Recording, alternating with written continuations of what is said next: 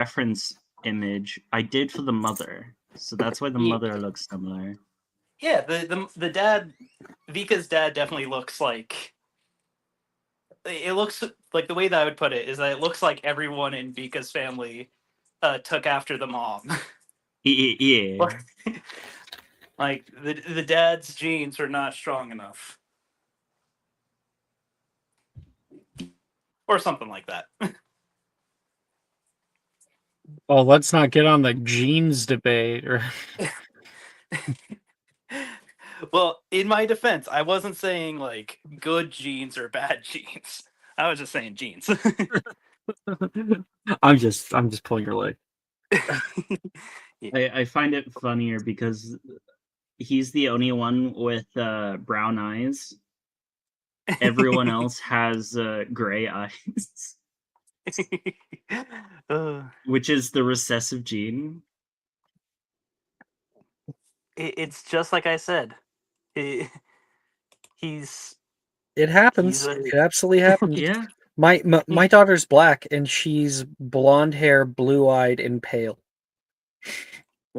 Also, I'm on my phone right now, but I'm gonna switch to laptop, or not my laptop, but my computer. So I'll just be right back. Absolutely. Well, we'll take a moment then. Yeah, sometimes those recessive genes they they come up. Yeah. I have all recessive genes. I was blonde hair, blue eyed, and my husband's Mexican, so he has brown hair and black eyes. Black hair and brown eyes. I'm like, I have no chance. Like a very, very slim chance. I was blonde, but then I got smarter and turned brown. Totally. I dye mine because brown looks more now natural. I'm just blue eyes.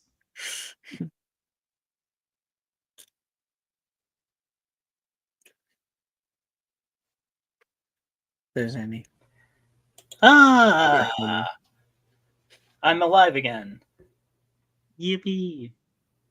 In that brief space in between, like when I jumped off the call, I immediately disappeared, vanished from existence. But now I'm back. I go wherever I always go when you're not wearing me on your hand, into a frightening liminal space between states of being. Not quite a dead, not quite alive. It's like a constant state of sleep paralysis.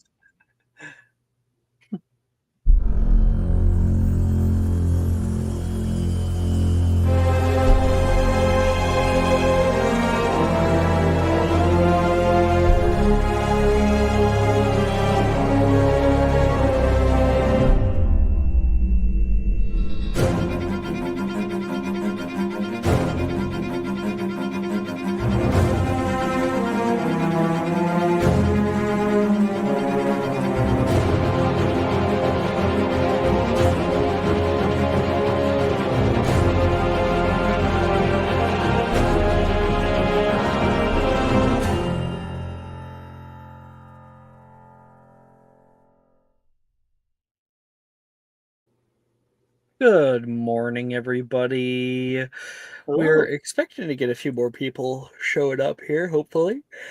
But they're lost, I guess.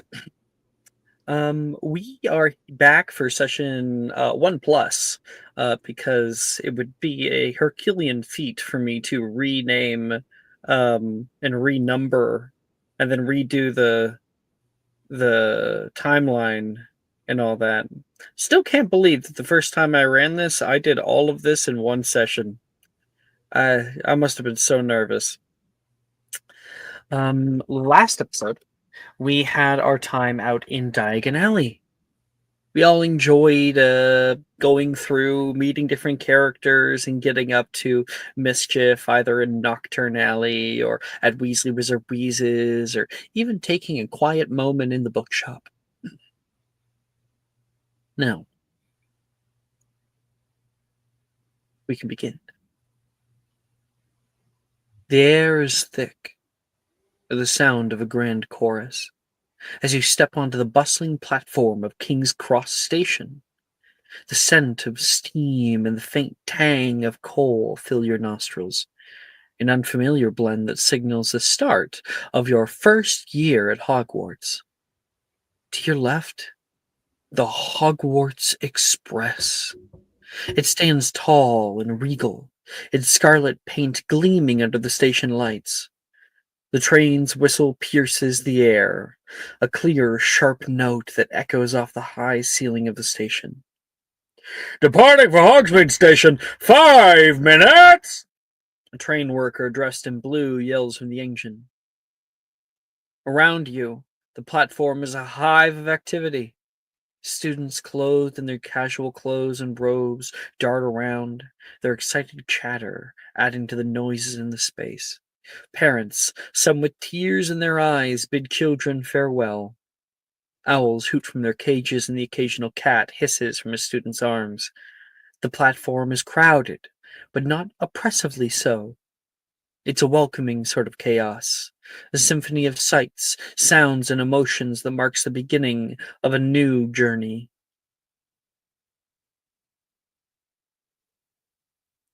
And we'll call upon one of you.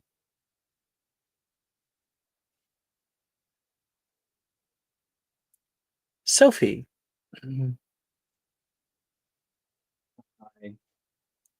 You are stepping onto the platform. You've got your bags and everything that you're pushing down. You can hear people yelling and all the noises from all around. How are you taking it all in? She is very nervous. Like she's gripping the little trolley with her bags. It's not a lot of stuff, but it's like a lot of small bags. So like everything stays organized. And so she has a little trolley with her, and she's gripping it very tightly. You're having a lot of small bags. Here's what I want. I want a sleight of hand check because I've traveled with a lot of small bags, especially on a trolley. They like to fall apart. See if you've been able to keep everything together. 12. Mm-hmm.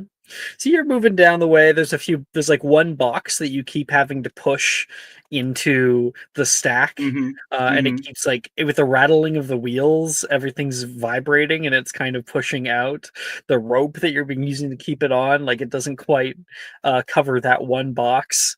And you just keep pushing in. Just keep pushing in. Yeah. Nearby, Vika, you're able to see her on the tracks with her family. Vika, you want to give us a little bit of an introduction as to what Sophie sees? Yeah, one thing that I think Sophie would see when she sees Vika is she would see basically practically almost a smaller Vika, but you could tell that that's her little brother, and her little brother keeps kind of like walking close to the walls and just like walks right into them, like seeing if they're intangible too. And uh and like her dad kind of keeps trying to usher him to keep up with the rest of the family, but also uh, Vika's mom is very much just like hand waving it like he'll learn. He's he's got to explore. And Vlad, your father, says, Vova, there's no platform 9, there's no platform 10 in 3/4.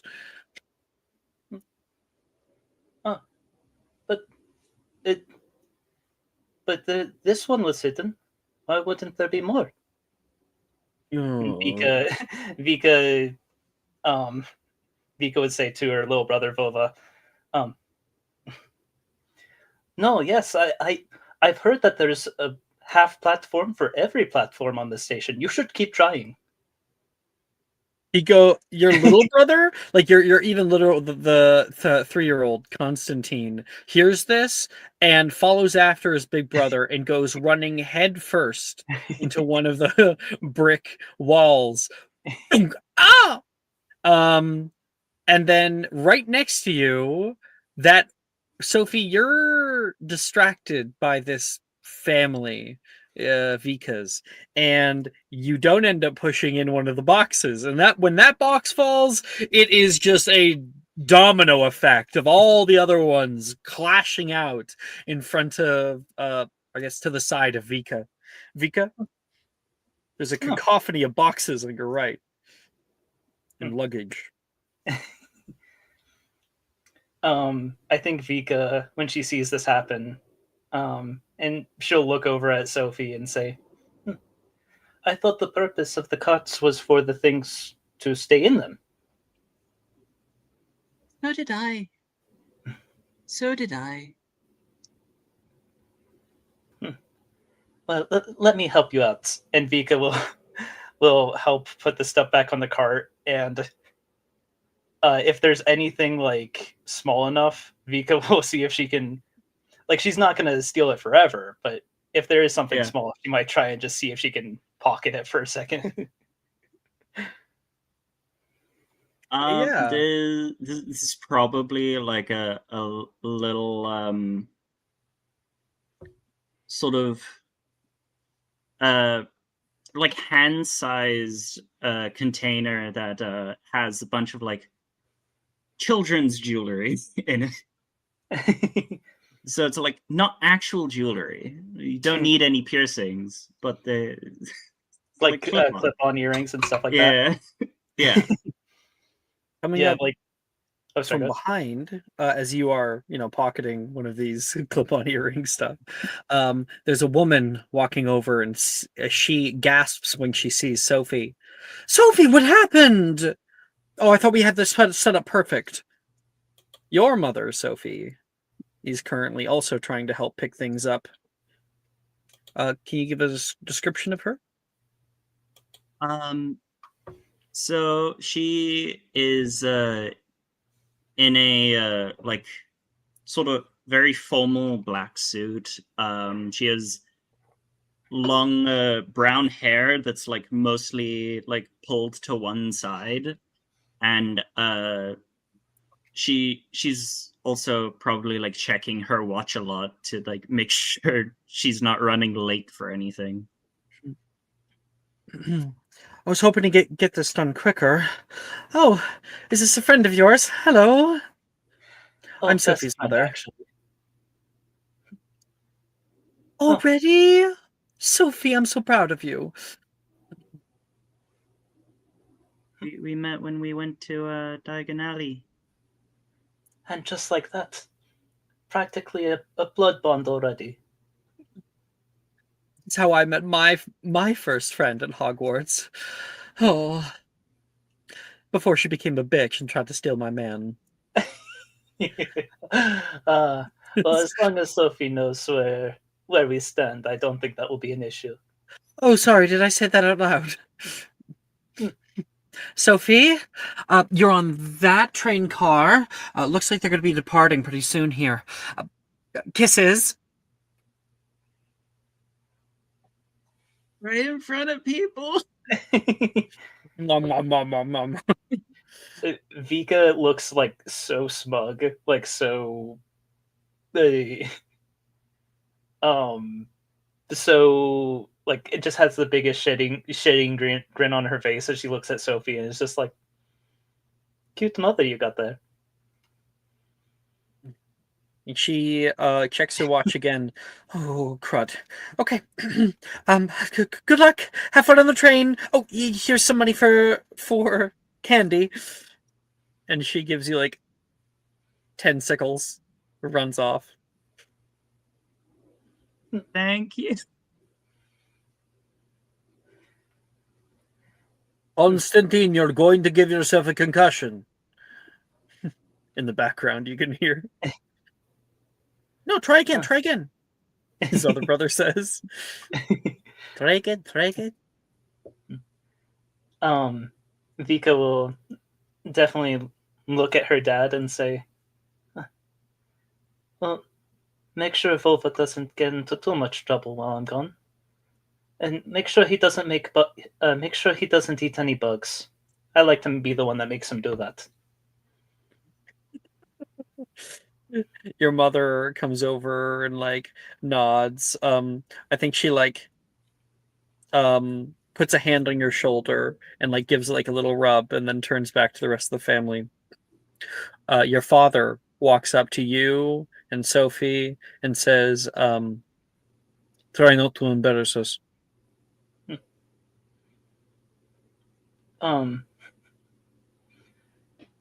Vika will say, "Oh, I love you too, Dad." You give him a hug? Yeah. Yeah. He doesn't exactly reciprocate, at least not physically. This thing, like I'm not. I don't actually say this, but just Vika is like, yeah, like this thing that Internal we have. monologue. It's like, Dad doesn't, he isn't good at showing it or saying it, but it's there. And with a deep breath, the two of you hoist your luggage and step onto the Hogwarts Express. The narrow hallway of the train greets you, struck behind long lines of students all trying to do the same as you. It's a tight squeeze that's made even more challenging by the students bustling about. The sight of worn leather and polished wood adorns the interior. Who's holding up the line? Come on! Get a move on! And we're going to find out who. That would be Violet. Violet, why are you stuck in the hallway? Are you just like dissociating? Do you have a ginormous piece of luggage that you're trying to bring through the tight hallway? No, she planted a dunk bomb that Wilfred gave her in one of the cards. She's going to try to move to a different one. I think like as people are confused as to what's happening, there is a small explosion from further inside of the train. Hi, Maple. And there is a brown cloud of smoke that appears in the area. The whole train car like erupts into screams of complete panic as people try to turn around, but they can't because it's so damn small, these little hallways. People rush out of train compartments and everything. And Violet, wearing a gas mask, you can see at the very end of it, watches as the train compartments empty out, and Violet nicely walks into one and waits for the dung bomb scent to dissipate. This is how Violet got like a cart all to herself. And she's right now she's in her regal normal, like how she looks, because her parents dropped her off and everything. Mhm. So she's gonna slowly transform into who she wants to be. So I think like everybody gets out off the train. The train conductor is like yelling for like, hey, we're departing, head on. What's going on? Dung bomb, people say, and like there's people coughing and stuff. And while people are coughing and Violet is settling into her her own private train car and people are waiting for also the smell to dissipate, you guys see Fiona, who is coughing her lungs out.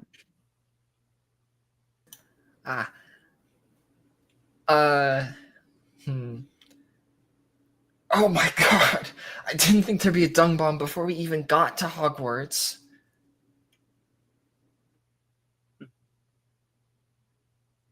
I think she'd be with, because I think, if I remember correctly, last week, her and Brett agreed to sit on the train together, so maybe she's like with Brett, and so she says that to Brett.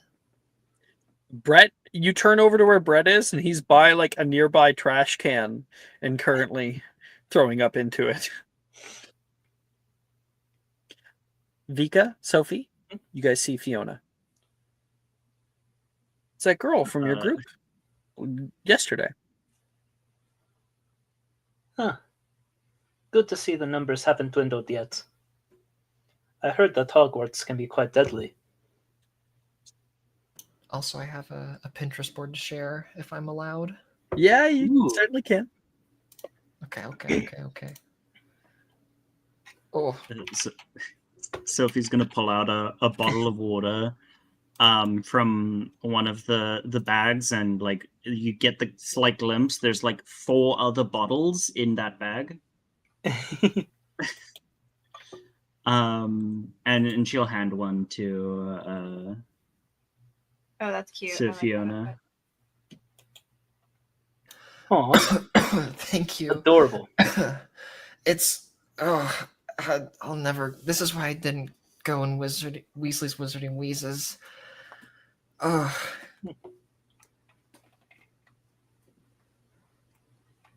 I don't know. It's quite nice. It reminds me of Nice? whenever I would. Well, yes, it reminds me whenever I would visit my cousins in the city. oh. I'm glad it reminds you of home.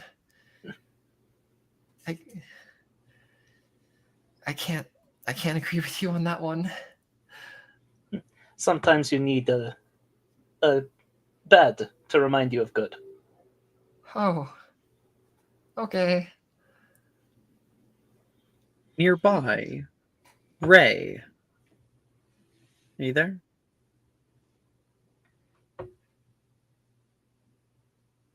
Gabby. Oh, sorry, I didn't hear. I heard Gray, not Ray. Yeah, Oh, me. I am Ray. there. You're nearby. You were waiting in line outside the train when everything happened, so you kind of ended up getting pushed back. You're trying to watch for what's going on, waiting here with your carry-on luggage. All your bigger luggage has been taken off toward the back of the train, and while And I you're say, not again. standing there, there is a weird feeling you get, like you're being watched. Make a perception check. Sure. Where did I put that window? Perception. Look. Okay. Roll. I had 23. So not 20 plus 3 wisdom. Nat 20, huh? Yeah. You have this innate sense as to where it's coming from. You slowly turn around, your eyes looking over your shoulders, and you can see nestled into the side of one of the pillars that hold up the high ceiling is a little white rabbit. The red eyes staring out. I told you to stay at home. It hops up toward you. I start menacingly.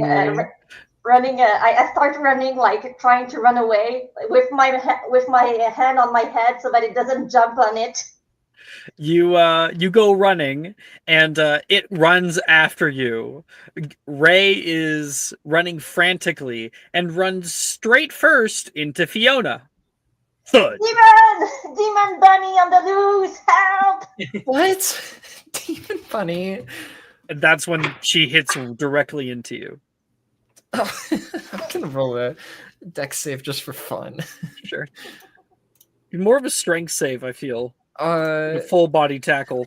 Can I do dex? Actually, you Nope. know what? My strength You is may lower, not. so that's funnier. Okay, that's a 7. I rolled a 9 on both die.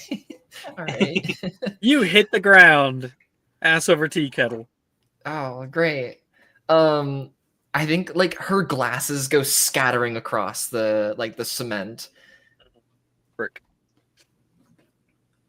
Ow. Sophie's gonna try grab the glasses and help Fiona up. Yeah, the bunny has just nestled like on my body that's on the floor, and I'm like, no. Yeah, a little white rabbit leaps up from behind her, jumps onto her back, and nestles itself calmly.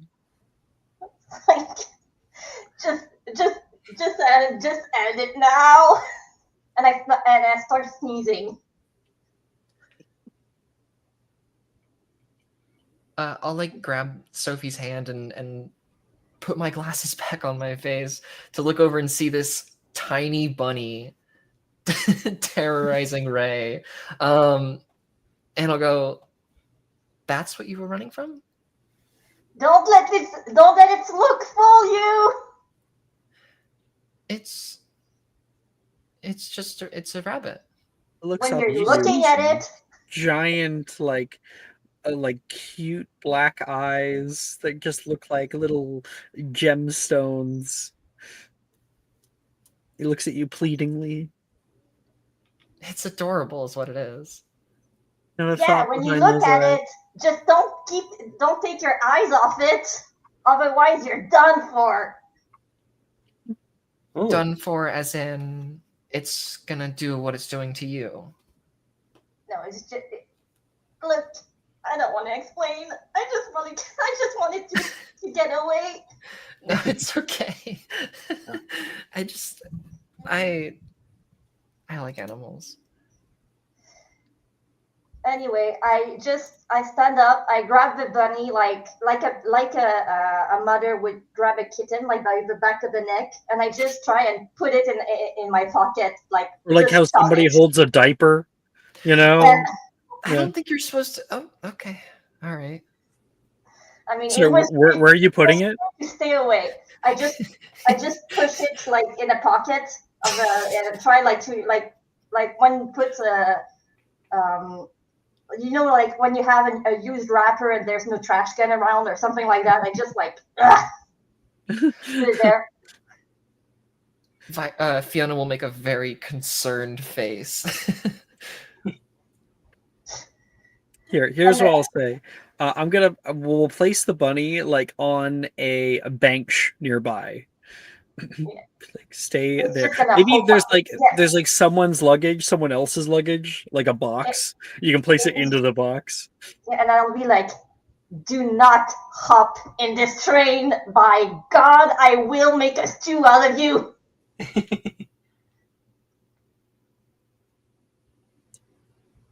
And the Ray, bunny you're just finally looks- able to compose yourself. Yeah, and the bunny just look at me cutely. I like this one. The bunny or Ray? Both have their both are good. Out on the train right now, as our scene pulls away, people are starting to filter back on. With a deep breath, Maeve, because you're not sure what kind of air might be in there, you hoist your luggage and step onto the Hogwarts Express. As you push through the hallway, you pass compartment after compartment. You're told to move down to the back. You can see a few other people that are starting to unpack, and their belongings are spread out in a chaotic array. And finally, you spot a compartment that's not as crowded. Inside, there's only a single person. You see someone from your group yesterday. It's Violet. Aren't you the kid who was completely drenched yesterday? Yes, that is. That Nate? would be me. I think there was some confusion. I was speaking to Maeve. Our scene was like pulling okay, away sorry. from you guys. Sorry, I heard Okay. I heard Ray. Maeve.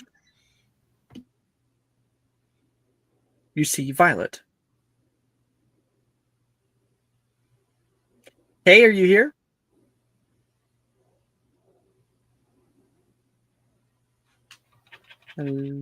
I saw her on mute there for a second. Well, they keep unmuting and remuting. Is something up with their mic? I don't know. I can't hear anything. You can type in the private chat. Okay. Tell us what's going on.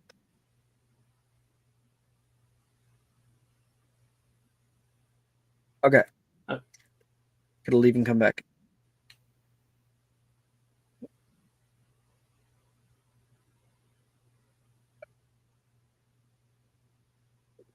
I don't know how you guys have problems with StreamYard because, like, I use it more than anybody and never have problems.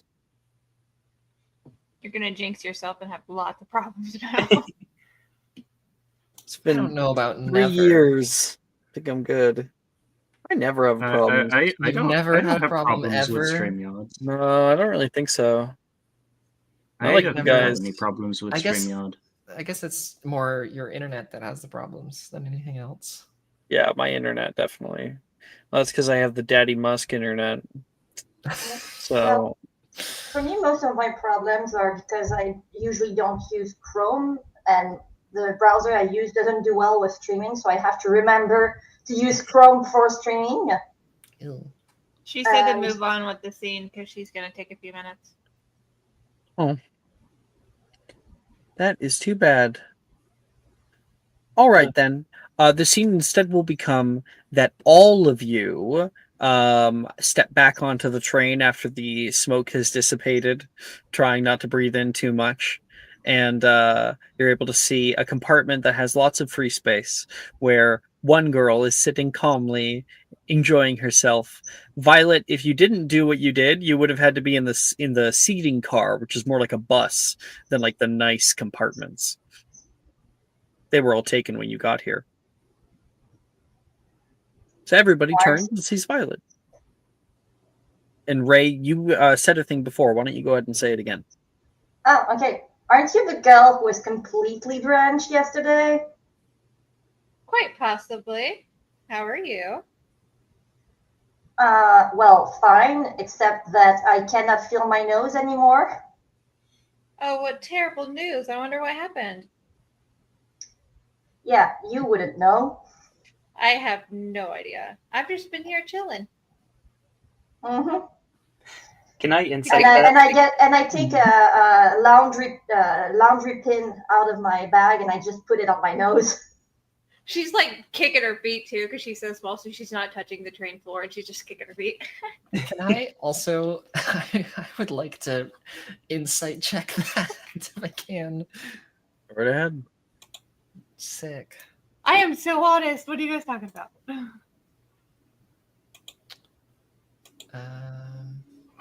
I thought I clicked it, but maybe I didn't. Hello, Kay. Oh, it's not. I can't hear you. Testing 1, 2, 3. Oh, yep. There you are. Now we can hear you. 16. Ooh, Pull you into the scene. an error has occurred. I think the website's being funky. Huh? Yeah.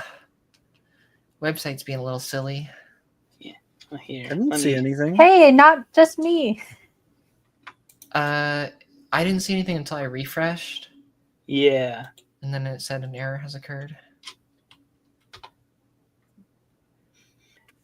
And you refresh again, it just stays that way. I'll try pulling up the website on my Yeah. own. I got an 18. Mm-hmm. So 16 Yeah. and an 18. Yeah, error occurred for me too. I'll notify Mike. Mike, help! Uh, The website is Mike. broken. Website is down. Error occurred. And then I'll send like a little screenshot so he knows. Okay, just a question. Which website are we talking about? Because I have Magic and Mysterium. Yeah, I have no problem on mine. Mine's Just don't also refresh. I Well, just it might be related to specifically rolling. Because No, I'm not 'cause seeing an error on mine either. I just loaded it so everybody refresh and tell me if there's an error. No, I can't get in at all. No. This is an error occurred. Well, I I don't don't have an have an error, error. but Ditto. I can try to roll something to see. Well, refresh and see does it Yeah, I've refreshed Doesn't- like 5 times already. Okay. Yeah, Website's there's no down error for me for either. some Hmm. error occurred. There you go. It's a skill issue. There. Okay. Mike's been notified. yeah, cool. Fortunately, I was able to remember what my insight was before the error. Mhm. Well, it did roll into the rolling category. It did do it. You had 16. No, that I was did that, and I did /r skill instead of Oh, that using was my website. Yeah, Yeah, you can always do that too. I just rolled !R plus my insight. So Vika, you are inciting Violet, right? Yes. So, Cecily, what do you think an 18 gives Vika as to your intentions, your honesty, your vibe? I think she sees that grin and she's like, oh, she definitely did something to make everybody leave this cart. There's no way this little girl has this whole cart to herself for no reason. Like, she could just see everything just by looking at Violet's face. Because she is just grinning and having the time of her life right now. Kicking her feet. She's all jolly. So, yeah, she just can look at her and be like, yeah, she's definitely a culprit of something.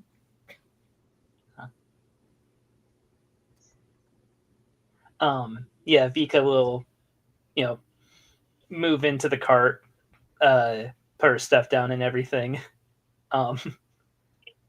Just kind of chuckling as she does, like, oh, I like you too. Welcome I'm to the space. Oh, sorry, what? Said welcome to the space. Oh, I'm glad our year won't be boring, at least. We've got demon rabbits and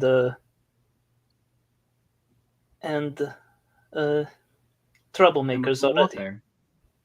Demon rabbits. What did I miss?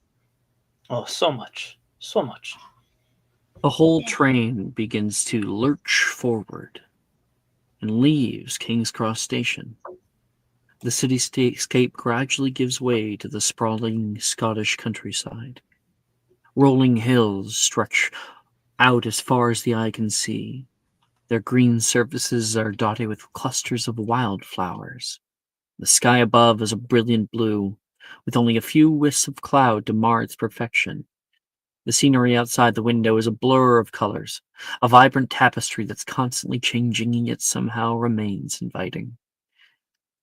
And Maeve.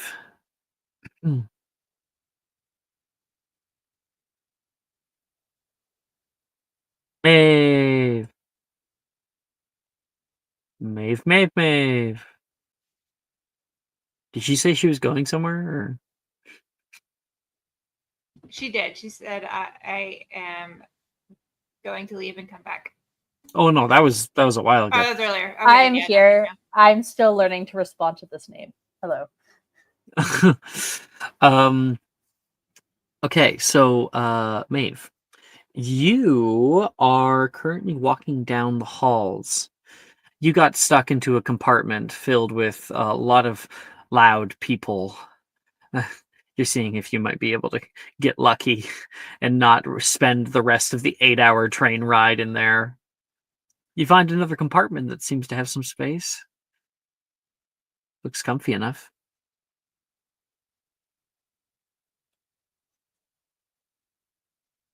I duck my head in to see if I can see anybody in the compartment. Yeah, you would be able to see through the glass, people talking, people conversing with each other. Sophie, Violet, Fiona, Ray, and Vika. Okay. I knock on the door and say, do you have any free seats here? Oh, no free ones, but you can pay. Two galleons a seat, please. I see. And who would be collecting that payment? Me. Obviously. I need candy. So, as it seems like there's two of you in charge, why don't you duke it out and you can tell me at the end of the tray ride who's taking the money? Well, see, with 2 galleons, we can split 1 and 1. And Maeve, do you slip in? Oh, yeah, I slip in and ignore them and find a spot. Funny people. And you can overhear a bit of the conversation that's already starting right now. Somebody take it. What's the topic of conversation that, because we've kind of pushed forward in time? I think Violet kind of wants to. She lost all her money because her parents. She got in a lot of trouble for the pixies, so she wants to try to find Wilfred to get money from Wilfred. Oh well, so that doesn't answer my question. I was talking about topic of conversation. She's Are you talking about that?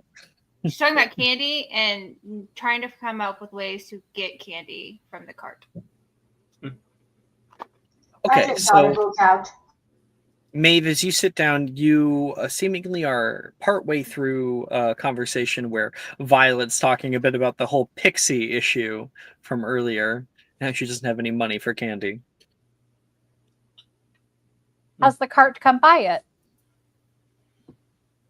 Not yet, but she'll be here soon. I could try get you some candy. I got some spare money from my mom. Oh, that's really sweet. But what? Don't you want to get some candy too? Oh, I have quite a bit to spare. My mom always gives me too much pocket money. Oh, you're What lucky. nice Mine always problem you takes my have. pocket money.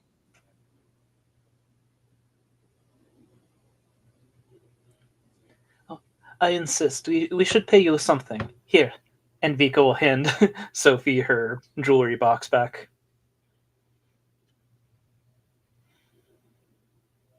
So Sophie looks at Vika, looks at the jewelry box, looks at Vika. This is mine, isn't it?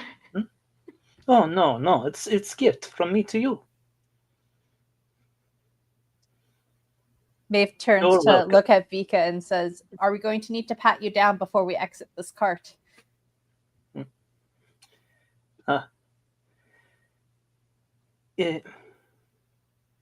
I definitely won't say it's a. I definitely won't say no. You know, I won't incriminate myself. What's mine is yours in friendship. Oh, and Chris is coming, by the way. Oh, yay. He like just woke up or something. Coming. I'm coming. Coming. It's like when you have the flu. Latino. I see that Okay. Kay has a Pinterest board. Ooh. Ooh. I did see- even made grandparent art, but we didn't see them, so that will come up another time. The fit. The fit is real. Ooh, I love that. We're going Brett. with legit 2000s kids vibes here. She is. She's Oh. dressed like a The like a backpack, but it 12-year-old. has the dog in it. And That's a he's strange old looking and dog. asleep. What kind of dog is that? It's called a Japanese chin. It's the most cat-like dog.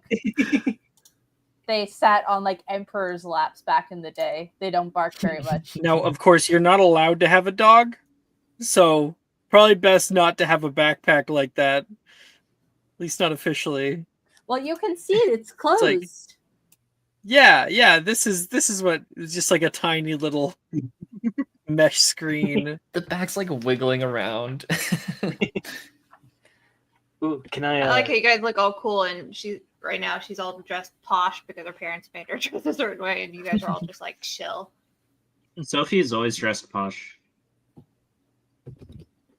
Yeah, she's like in this like tight, like oh yeah.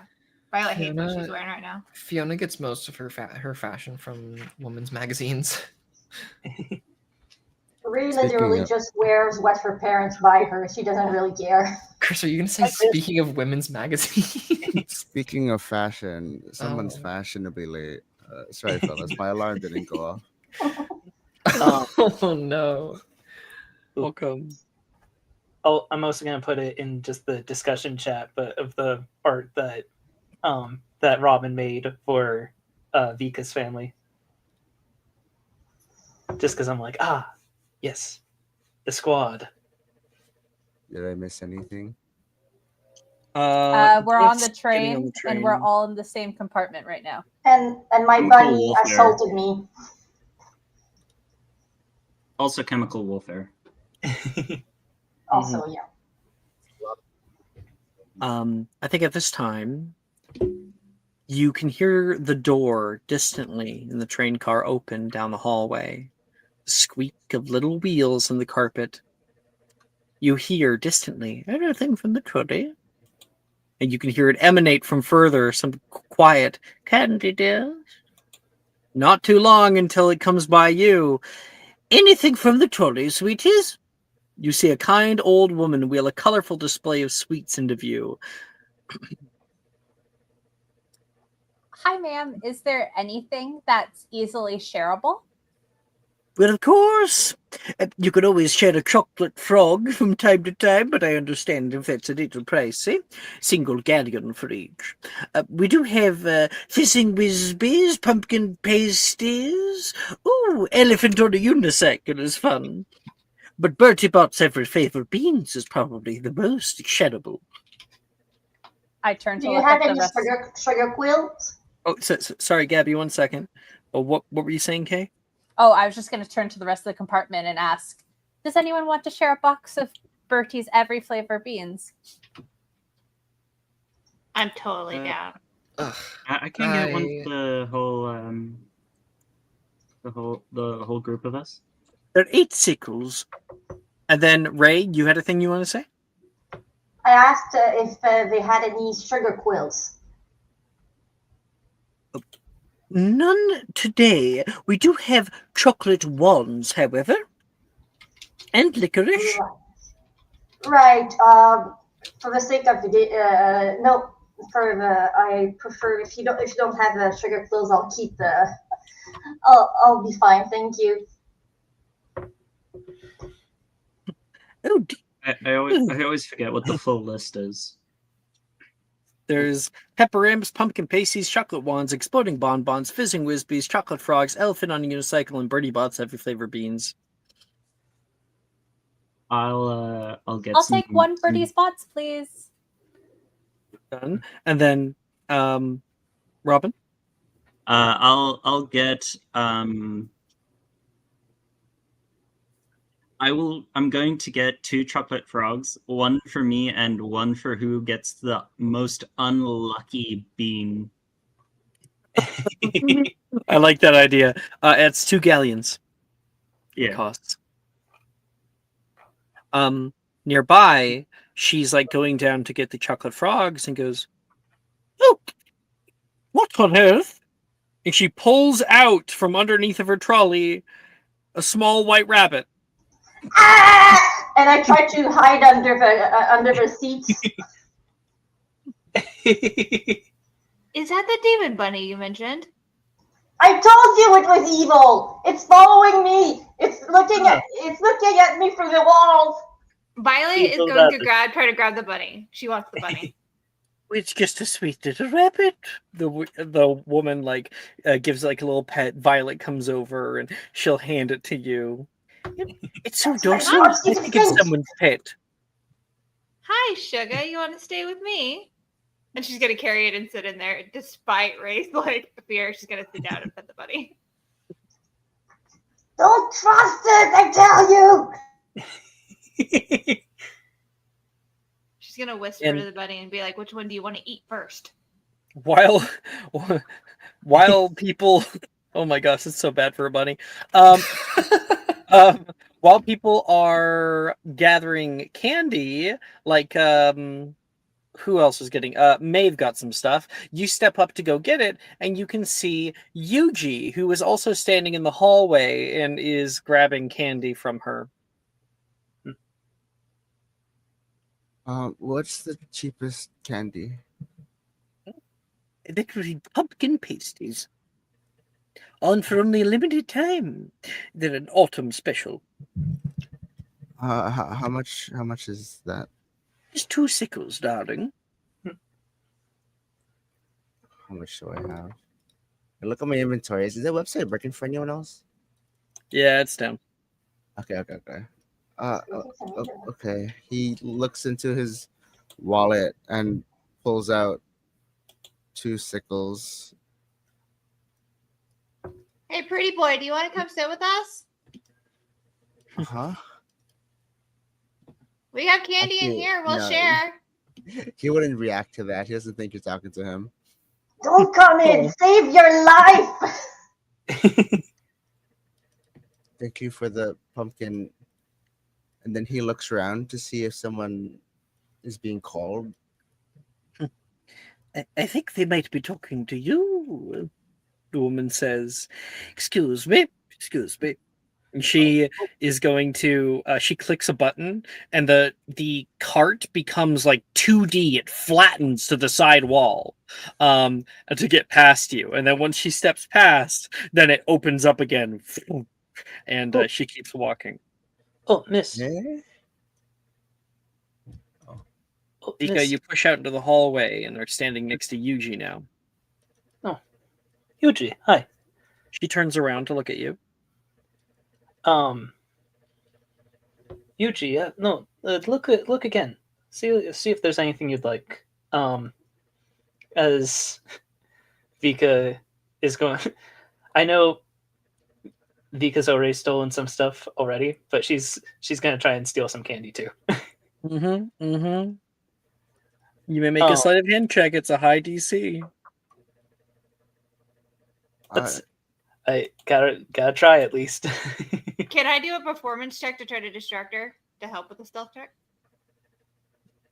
No, because you don't know that it's going to be happening. Dang it! No, really, it's okay. I'm good. All right, here we go. 21. Damn. All right. I'll roll the contest here. Okay. Yeah. This might be the first time that that anyone has ever successfully stolen from this trolley. You're able to steal a chocolate frog. I like to imagine that Vika does like a classic sleight of hand thing where it's like she grabs one thing that she's like, yeah, I'll grab a pumpkin pasty. Those are like the cheapest, right? But like she grabs a pumpkin pasty with one hand and the chocolate frog with the other, and it like palms it, puts it into her pocket to reach for the 2 sickles. So it looks like she's just reaching for her money to pay for the pumpkin pasty. Classic misdirection. Yeah, actually, you know what, Yuji? Candy is bad for you. We should just go back into the cart. Yeah, okay. Excuse me. We got Radix too coming up. He bows meekishly as he tries to enter the trolley. I imagine it's kind of full if there's 8 people. Yuji, sorry, what were you saying? Sorry, how full is this cabin? There's like a lot of people here. Of course, there's everybody else. So there's Sophie, Violet, Fiona, Vika, Ray, and Maeve. And a demon bunny. Demon bunny. Reportedly. Excuse That me. it's less full than the compartment you're coming from, which is filled with all girls. No wonder. Actually, wait, this one is also filled with girls. This one's also. Yuji can't catch a break. Wait, out of context, why was I out of that? Was I kicked out of that one? No, you just got up to get some candy. That's all. And now there's a bunch of girls you're that are being inviting kidnapped. you into their compartment. Hey, Pretty Boy, do you want some? No, ito, just covering his face as he enters in. He probably already has all of his stuff with him. It's just like a small book bag. Yeah. Actually, it wasn't a small book bag. It was like a bigger duffel bag, but he has it with him at all times. Okay. Yeah, that gif I put in discussion is basically Vika pulling Yuji into this room like, well, you were in a different room before, but now you get to be in this one. Congratulations. Oh, congratulations is crazy. I was actually just about to get some drinks. Did anyone want anything? You got the money for it? If you're paying, then yes, of course. It costs money? He says, shell-shocked.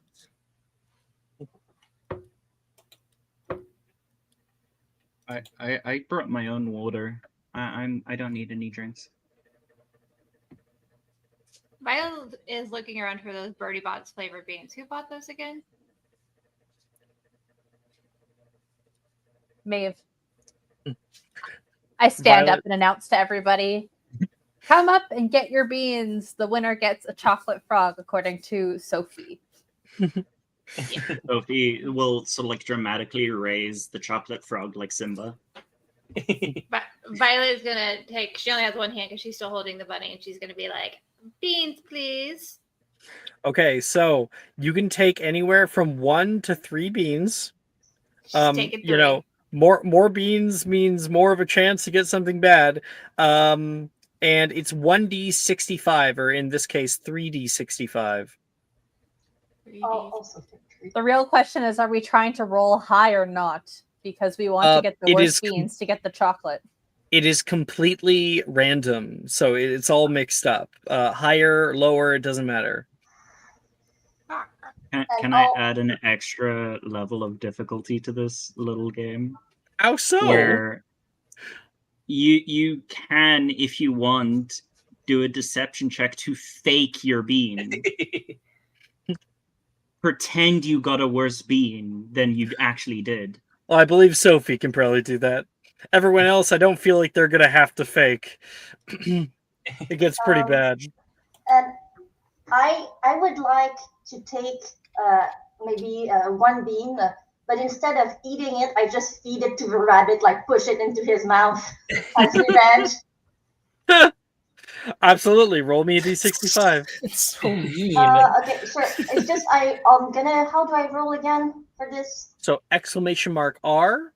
Exclamation mark makes you talk to the bot. R is for rolling. Then you space 1d65. 1d65. I like how we're all getting the same idea to grab 3 beans.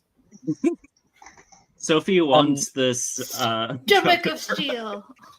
By the way, Ray, the one you give it is marshmallow. So like the bunny. Dang it! You It's can't just that I want to be with me more now. There's like little hard eyes that it has toward you. Okay. Next ones. Let's see what people got here. So we got Cecily with 29, 35, and 46. Okay. Grape jelly. 44, 45, and 46. Oh God. Already bad. Vomit. Grape jelly, peach, horseradish. That's not bad. Not bad. Horseradish with grape jelly. I think she could Ew. stomach. I think she could stomach that. It could be Oh my worse. gosh. It definitely I- could be worse. I was looking for some vomit, so Okay, now for Vika. 53, 44, and 45. 53. Spaghetti. Good start. Not many things go with that. Onion. Okay, like that's Hey, not bad. It's an Italian dinner. And then orange. Weird, but not bad. Again, that's could be the worse. Italian dinner. Yeah, could be way worse. Okay, Sophie. We got double sevens 43 and and 2 43. sevens. What if the 7's really bad? Let me see. Oh no! So, you got mustard double booger. Oh no. Yummy. That's it's horrible. Mustard Sophie double begin- booger. Technically, booger is just salt. It's just Yeah. slightly salty. So Oh, Be a sick band name. Sophie I'm- begins hacking up. Sophie's gonna try pretend she got a better one because she wants someone else to get the. Make me a the Constitution chocolate frog. saving throw. Oh god.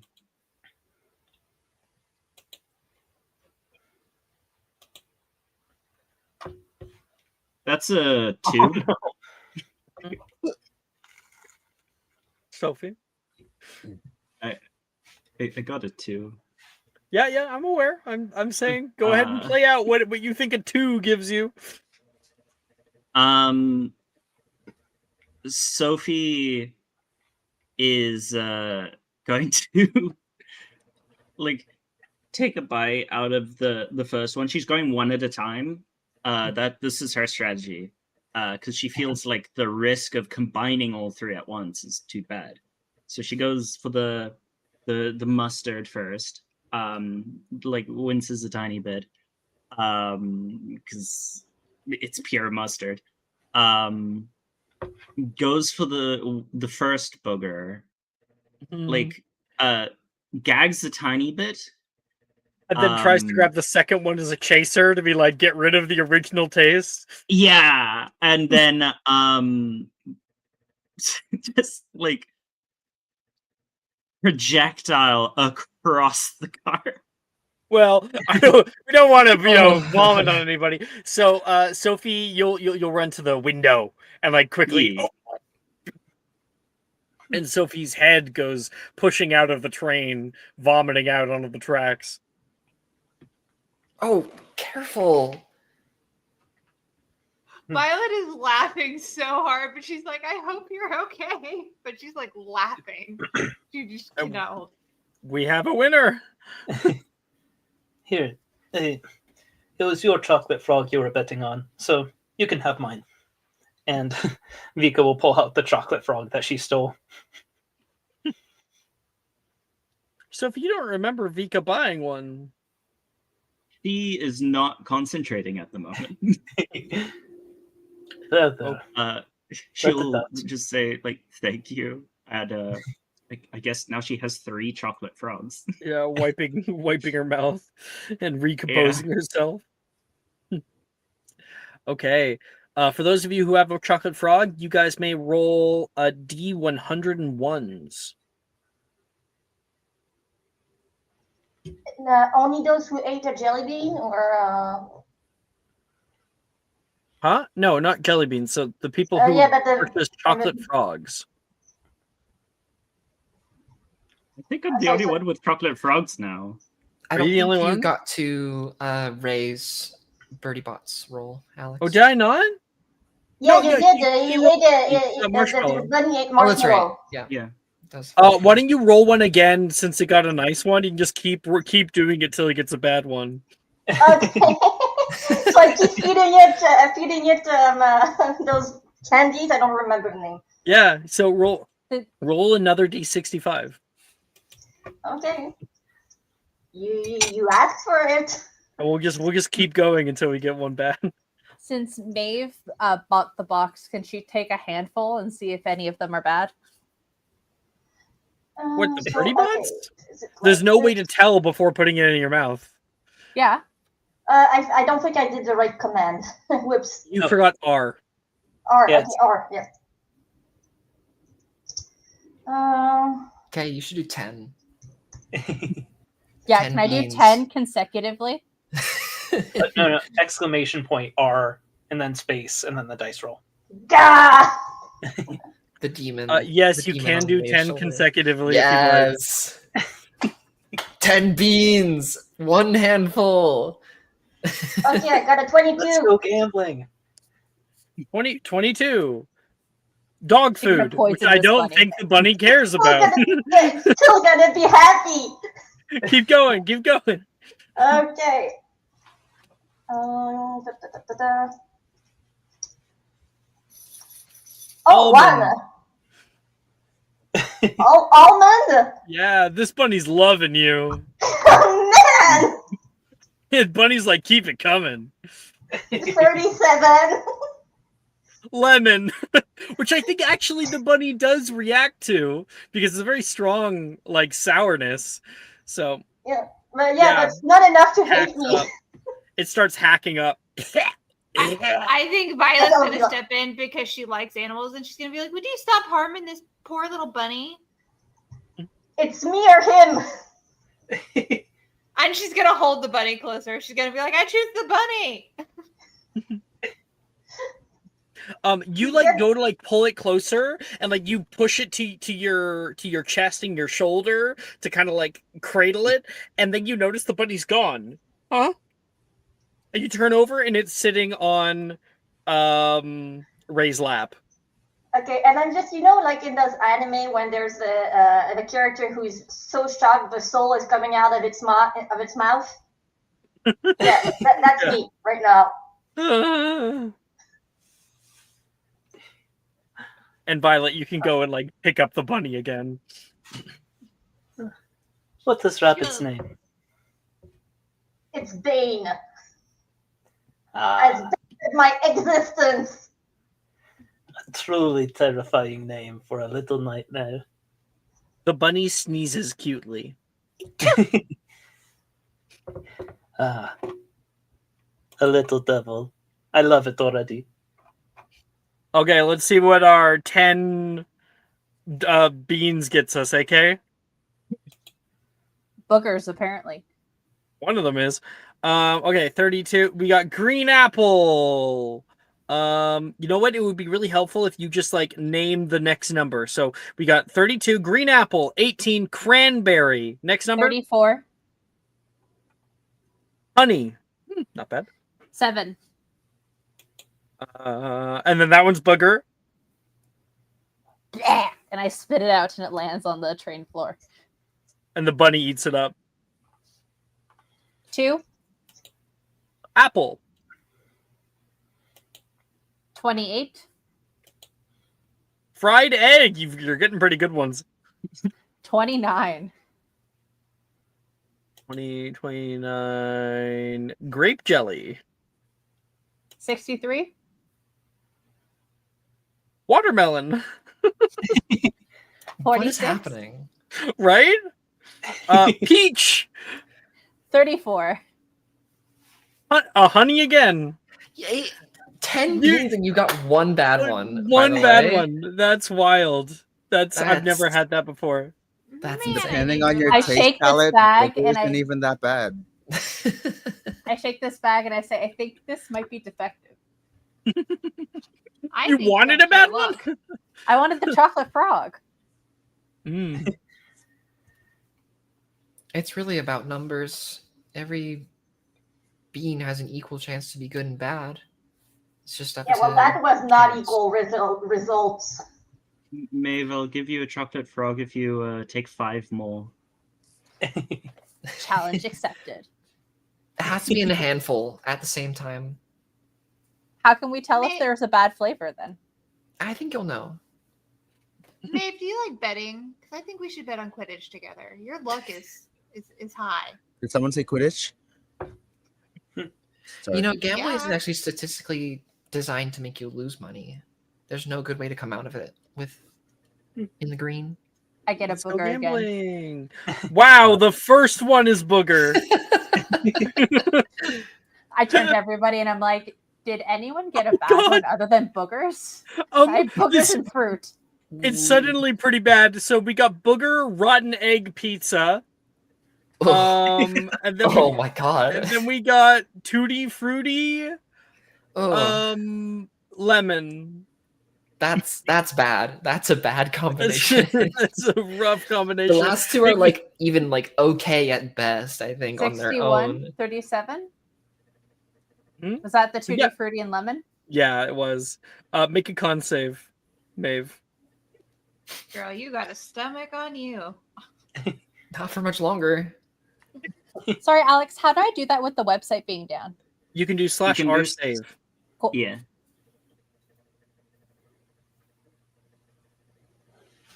Yeah, that's the We beauty already- of it. Even if the website were to go down forever, all of the rolling is still saved. So Also, I like how Your Yuji went. Did modifiers. someone say Quidditch and then got completely ignored? That's in character, to be honest. That's just funny. Well, real Sorry. quick, should we contact Mike or is... we contacted them already. Sure, he's Okay. Just making sure. I I don't know if see you- options, type and add D4. Do I do any of that or do I just click enter? Just click enter. Oh 7. no! Uh-oh. Maeve, what does that mean for you? You tell me. I have my mouth full of the bots and I frantically run to the window and see if it opens. I think Fiona like will see Maeve's face change as soon as she puts the beans in her mouth and will like immediately just pull open the window. Yeah, because Fiona already had it open. So Just- Maeve, just- you're able to throw them all out like one giant wad of Birdie Bots beans jelly. I And this wipe is- my sleeve, my striped shirt sleeve across my mouth and say, I think I win. This is why I don't test my luck. And you got a chocolate frog, right? Yeah. I bow graciously to Sophie. Thank you very kindly. Twice in one car ride.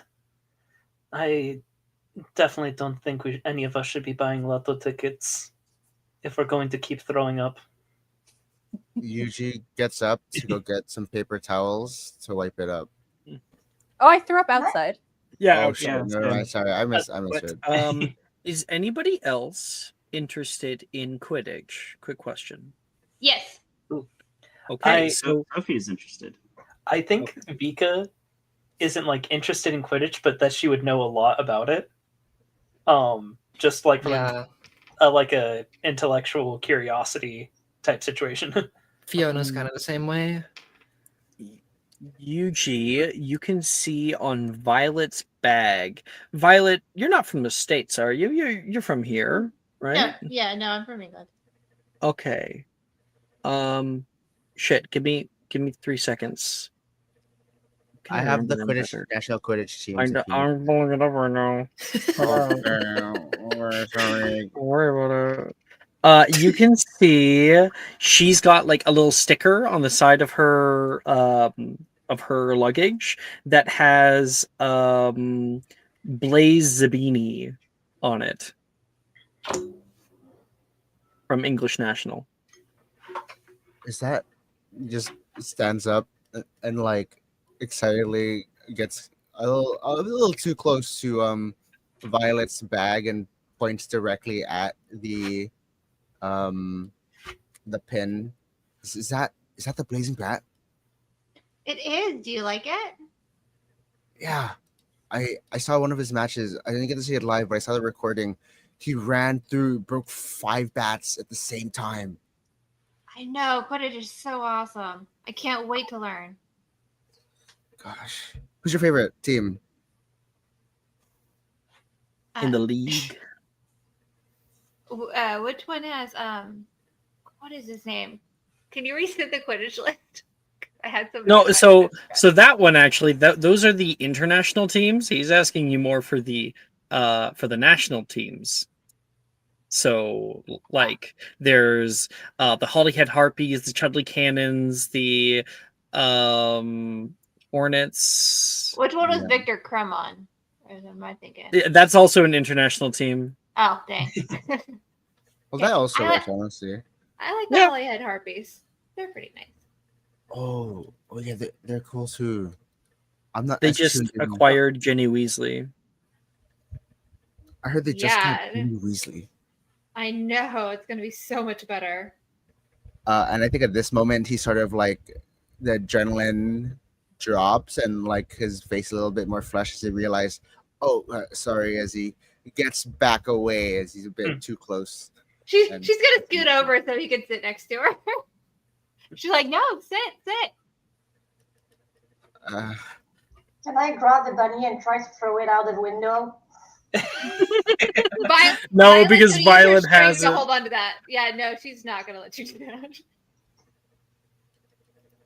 Ray has a violent like daydream of like grabbing it and throwing it out the window, and then we cut back to her not doing that. I sit down. If you two are fans of Quidditch, perhaps I can interest you in this. And Vika will pull out the the snitch keychain she got last session. Being Oh, a you seeker actually- is exactly what I want to do. You actually got that? Oh, Violet, if you want to be a seeker, then you need this. It's practically a good luck charm. Flying Fiona, is the like, first snorts. step of my dream. I start with being a seeker, and then I go and I become a dragon trainer. It'd be amazing. And then I'm gonna fly and ride dragons for a living. And like she just like goes on to this huge spiel of her dream of training and making dragon racing a whole thing. Like she just gives a huge spiel about it. Like first stop is Quidditch to learn how to fly and get everything set, and then she's gonna ride dragons. And That's her out goal of in character, to be clear, Is That's absolutely insane. It And is. it's impossible Yeah. to do. Mhm. Maeve turns and looks at Violet and says, "Is that legal? Is that like a thing?" Not yet, but anything is possible in life. And if if you're too scared to ride a dragon, you're too wimpy. Not in Great Britain, but like out in Poland it is. There's a first for everything. It's not so much the fear, but more from an animal welfare perspective. Is I that an mean- ethical thing to do? Technically, I- Harry and- Potter rode a dragon once.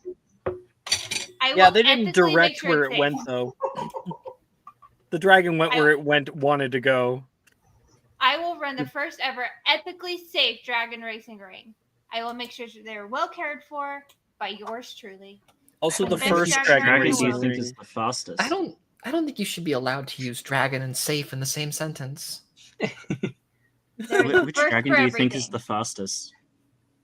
See, Oh. and this I this actually is have why my you notes. need- Where are they at?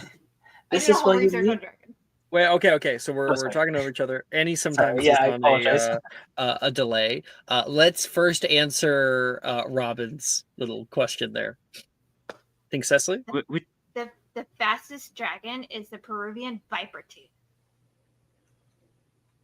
But they're known to eat human. They like to eat, people. So it'd take a lot of training to make sure we don't. But yeah. Vika? So Sophie is taking notes in a little journal she's pulled out. Vika? And this is why you should have this keychain.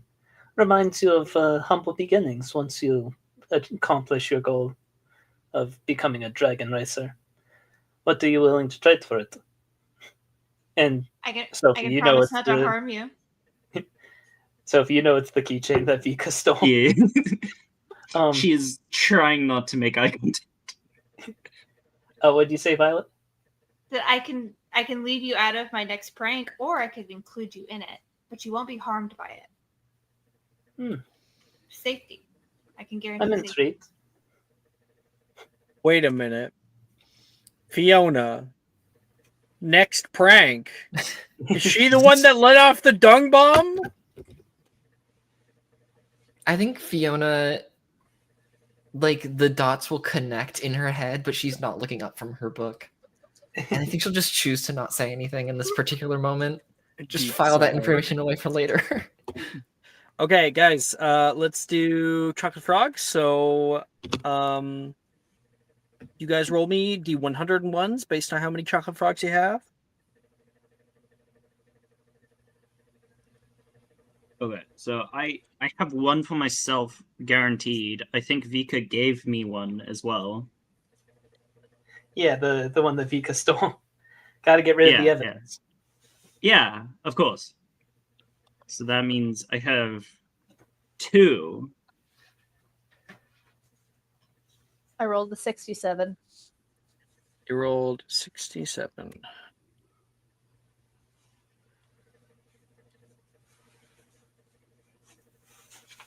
Dang, Robin. It'll take me a moment to roll.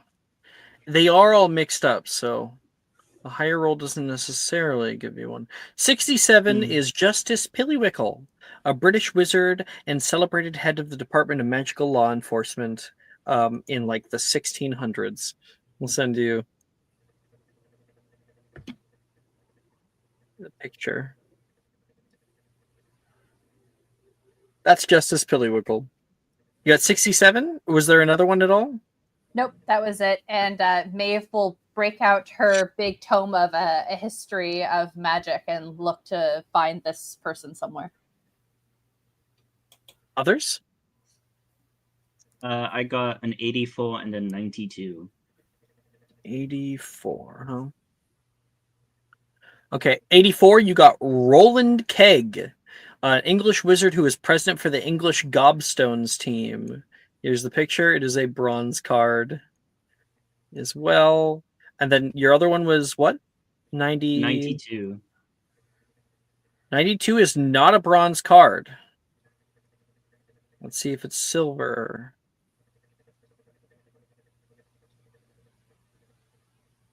92. Xavier Rastrick, silver card, a lively wizard entertainer who is famous for unexpectedly vanishing during a performance of Painswick before the very eyes of his audience, never to be seen again. Just like Dad. What? What? Okay. Others? I think that was it. Was that it? We just got the 3. Oh, fuck. Yeah. Wasn't there one more that was given because of like a bad...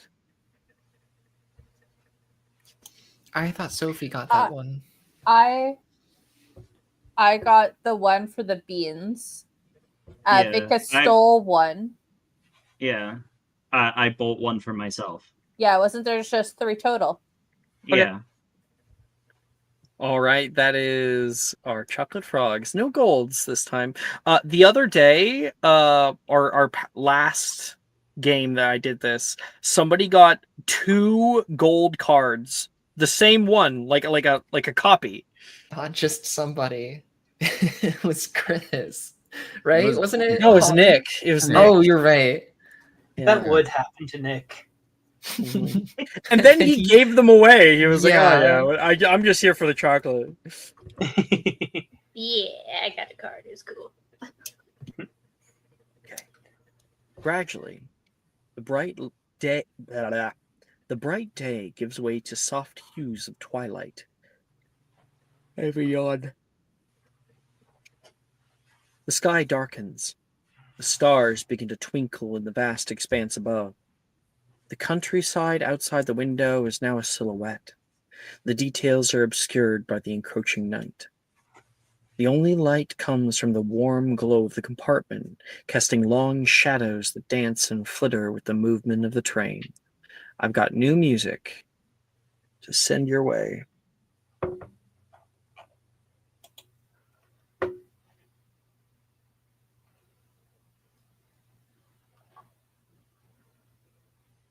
Suddenly, the train plunges into a vast forest.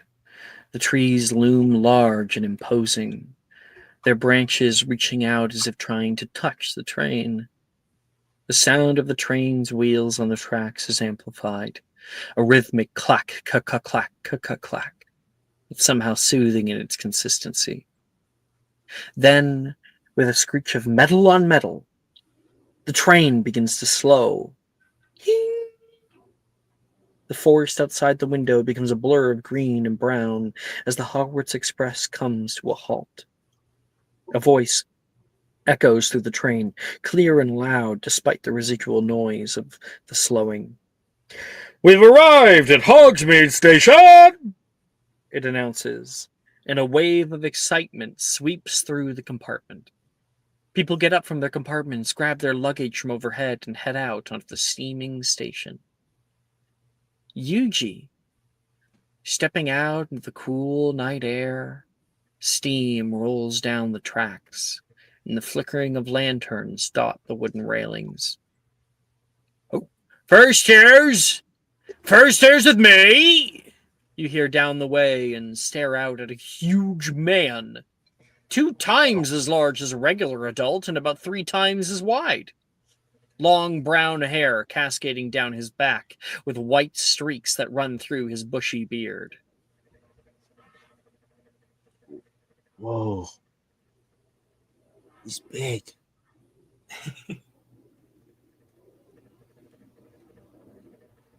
Ahead, I might you see oh.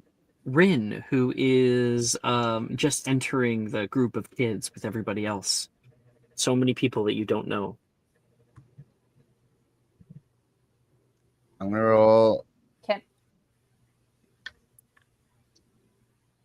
What's after Chris what? does his thing, can I go up to Hagrid and introduce myself? Yeah, just a moment. Okay, thank you.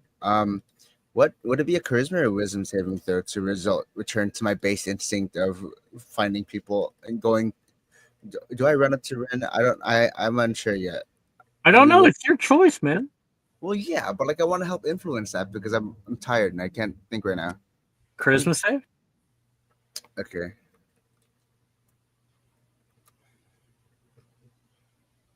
He runs to in. Mm. Bye, guys. You run straight over toward her, and when she sees you, there's a big smile on her face. And then she repeats exactly what you said. He's big, right?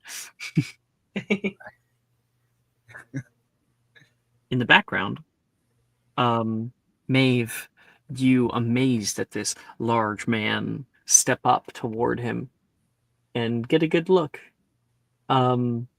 He is counting kids in your group and then notices you like staring at him. Wouldn't Hello. Hagrid be quite famous? Not necessarily, no.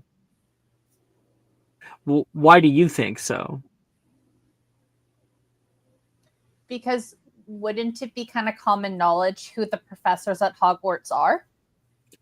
Not really. No. Like Really? for some of them, they have accolades outside of Hogwarts, like the headmaster, headmistress. Sure. Phileas Flitwick, he has his own sort of like way to But- be But like popular. anyone who would have Hagrid gone is somebody. Hagrid is somebody who did not graduate Hogwarts, who for the longest time was just the gameskeeper. He didn't even teach any classes, and then he came in here. Not only that, he's part giant, obviously, and that also lends itself to certain racisms about him. So he's more likely for people to believe rumors about Hagrid than to actually know anything about him. He's more likely to be known if you come from Hogsmeade because he sells pumpkins out in Hogsmeade. He's not even very well known in the magical creatures community because he just keeps to himself. But wouldn't his notoriety have increased after the Battle of Hogwarts? His maturity? notoriety. Notoriety. Oh, notoriety. No, not necessarily. It's the events of the battles of Hogwarts and everything are more loose legend, and people care a lot more about the stories about Voldemort, Harry Potter, and all of that than they care about Hagrid, some guy that was carrying his body. He was just a face in a crowd. Okay. Okay, Yeah. so I wander up to this giant, and I Like- tap. Go ahead. Just one more point I do want to make. Like, for instance, this is the separation when you think about in-world versus what we know, having watched the movies, read the books. Think about it this way. Horcruxes, nobody knows that was a thing. Not one damn person knows except for the very, very few people who are in the know. Harry, Hermione, Ron. That's it. Everybody else just believes that he was defeated. There's no knowledge about what they did, how they destroyed the Horcruxes one by one. None of that is known. Because they didn't want people to know that Horcruxes even were a thing you could possibly make. Yeah. Or like the Deathly Hallows? Nope, no one knows anything about that. For good reason. Except for the story about it. I would say if Yes, they read the yes. childhood story, you would. Yeah, know the that childhood it's story, sure. But that they're real and that they were a part of the Battle of Hogwarts and that he had the Elder Wand, all of that is not known. Right? So there's a sort of disconnect between what we know as enjoyers of the series and what the world actually does. Hagrid is just a man. A very large man, definitely known within his community, but outside of that, not really. But he's just say that again. He's just a what? Chris. Anyway, Alex. back to Maeve. You wanna say something to him? Is he facing me or is he facing the other way? No, he's facing the crowd of kids that are starting to gather around him. And So I'll show you what he looks like.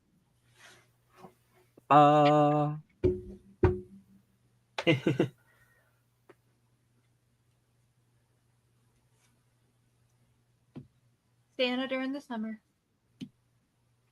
I stare up with him with really wide eyes. Hello, Hello Professor. there. Oi, Professor Hagrid, at your service. Very nice to meet you, Professor Hagrid. My name's Maeve. What subject do you teach? Oh, I teach magical creatures class. Although you wouldn't be taking it till at least third year. It's an elective for later. I'm joined here by Professor Flitwick. Say hi, Flitwick. Yes, I'm trying to make sure that everyone is here and accounted for. Hello. Flitwick gives you very little heed right now as he's working hard. Hagrid's a little bit more laid back, but you see this man in a little 3-piece dress robe. He's got a very nice handlebar mustache that he keeps well coiffed. Very nice to meet you both. And Maeve is kind of a teacher's pet, so she's just going to hang around the teachers until they tell her what to do. Right, it looks like everyone is here. He smiles at you briefly. Oh, all right. It's best we head off now. No good'll do being late. You may all follow me, children. Whoa, he's so small. Going to pretend I didn't hear that. As I walk, I just make sure that the rabbit isn't following me. Make a But perception it stayed in the car. Yeah. Can Violet secretly have a rabbit? Like, Not mean- this time. I'm all for you keeping it. The rabbit won't want to stay with you. It will. Ray, make a perception check. So it's Okay. /R skill, since the website's down. Rolling or skill. Okay. And then perception. And do I... Okay, so enter 11. You don't see it. That train takes off down the tracks. It's heading back to London and away from you. Yes. Or so you think. Yeah, that's what I think. But I think that, and I go and I try to catch up with the students. Annie, you're gonna say something? Oh yeah, Vika is just gonna lean over to like Fiona. Like, I wonder if giant man has poops as big as small man. Really? Oh my We're standing in front of the best magic school in Europe, and you're thinking about that. Oh, giant man must need lots of nutrients, no? I wouldn't really say in Europe, because there are other schools in Europe. I think Fiona would say that. I'm gonna stick with my guns on this one. Yeah, we are the best magic school, actually. She would say that. Thank you very much. she would absolutely say that. It's you're entitled to your own train of thought, but And you're entitled to be wrong. Okay. Wow. Actually, you know what? I'm going to add that in. Gemma says that in the background. And you're entitled to be wrong. Wrong about what exactly? Oh, she wasn't saying it to you. She was saying it in agreement with you to Sophie. Oh. Yeah. Oh, well, let me rewind that then. Wow, magic castle. As if I've never seen a castle before. Now, You've never giant seen a man and castle his like poops. this, Gemma says. I guarantee you that. Oh, what did Gemma say? You've never seen a castle like this. I guarantee you that. You see one castle, you see every castle. What do you think is so special about the building? I can think of a few things. I mean, the stairwells move. That's kind of a big point. The entire castle is filled to the brim with different kinds of enchantments and bewitchments.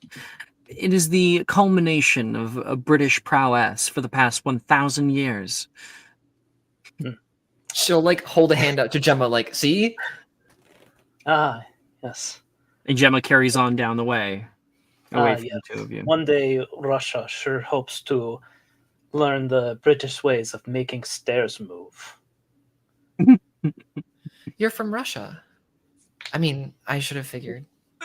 but You're from Russia? No way. There wasn't a single indicator. there's a follow-up line to that. She'll continue. Why'd you come here instead of would it be Mahodokoro? Koldolvastorets. Oh. Well, you know, That's what she says. Yeah. my family, full of bad people, won't be accepted anywhere. Got kicked out of every place in the world except for here. Can I insight that? Yeah. I think, yeah, I'm going to.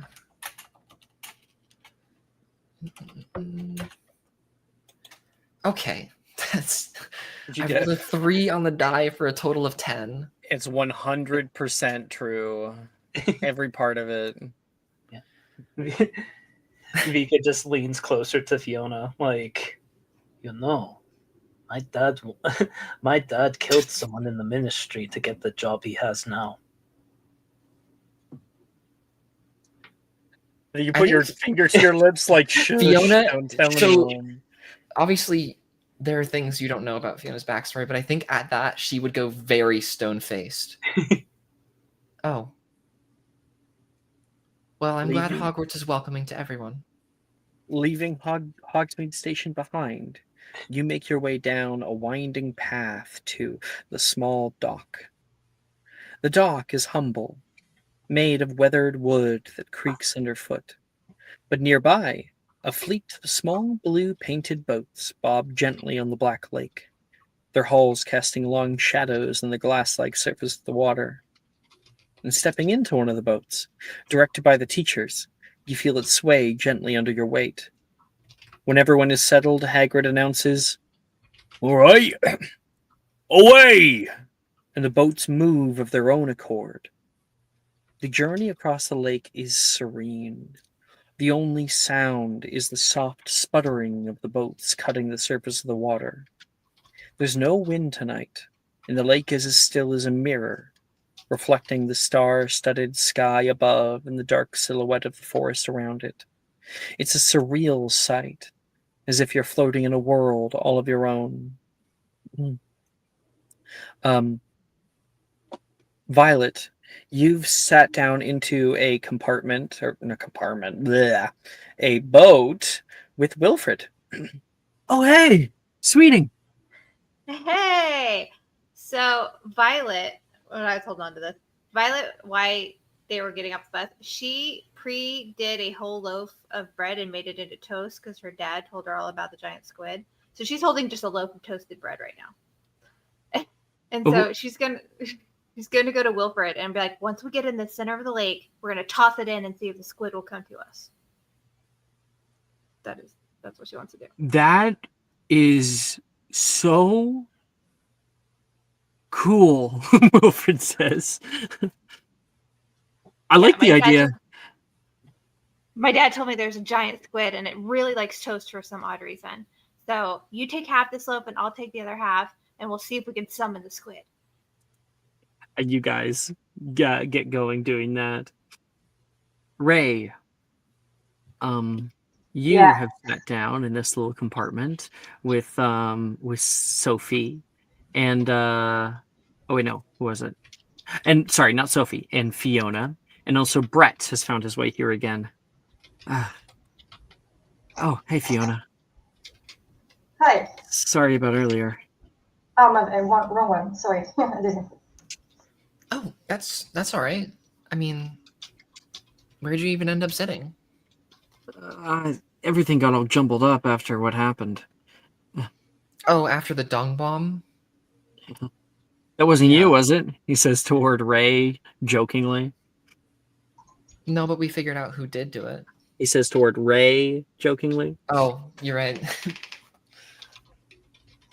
I say, no, I'm too occupied right now. I was too occupied by getting assaulted by a demon, so to throw any dung bombs. Although, and she stopped that.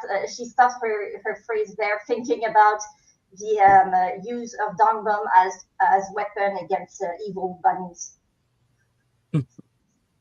Are you? You were fighting demons? Yes, He gives a like very a look to Fiona, like, get a load of this girl. You left out the part where you decided to run into me at full force in the middle of the train platform. You what? Oh, right. That did happen, right? Sorry, I was kind of in fight or flight. Oh, no, I know you didn't do it on purpose. You don't seem the type.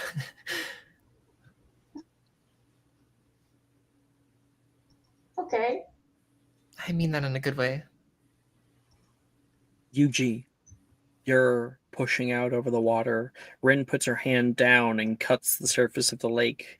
It's so cold. Really? He dips his fingers in. It's way too cold for him. Oh, wow. That stings.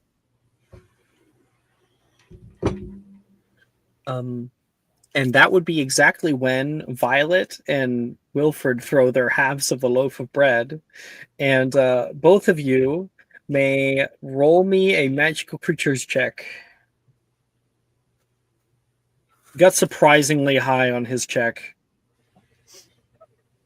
Okay, and it's slash our skill. Yep. Oh, is this specifically Violet? Yeah, Violet and Wilfred. But you're going to be the one that sees what happens. Oh, thanks. I get to be the guinea pig. 22. Holy shit. Fuck yeah! Violet's loaf of bread sploosh hits nearby. Right by your boat, Ryuji. Come on, giant squid. Is that garlic bread? Rin says. Someone litter? That's maybe it's for the fish. And then the water roils nearby, displaces, and rising up, a huge tentacle pushes out of the water and coils around the loaf of bread, and then yanks it up, and then down, splashing into the water, completely drenching both Yuji and Rin in water. When he sees the tentacle like rise up, Yuji like immediately puts himself in between Rin and the tentacle to sort of like block the water. So if anything, would it be possible to like block her from getting splashed at all? Mostly, yeah. You can block so she's just like a little wet, but you take the brunt of it all. Whoa! Oh my gosh! Are you okay? How lovely! That doesn't always happen. Whoa, Wilfred, did you see that? Sure fucking. I'm sorry, no, I can't swear. I sure as hell did. One person has to. Still better than Bane. Got to Bane currently swimming out after the boats in the background. A little fluff ball floating on the water. Anyway, Yuji, Rin is like flabbergasted. All of her breath is caught up in her chest. There was a giant, like a northern giant squid or something. Yeah, I didn't think they'd be here. Wow. Are you okay? He just sort of like wipes the water off his face. Am I okay? That was amazing. Huh?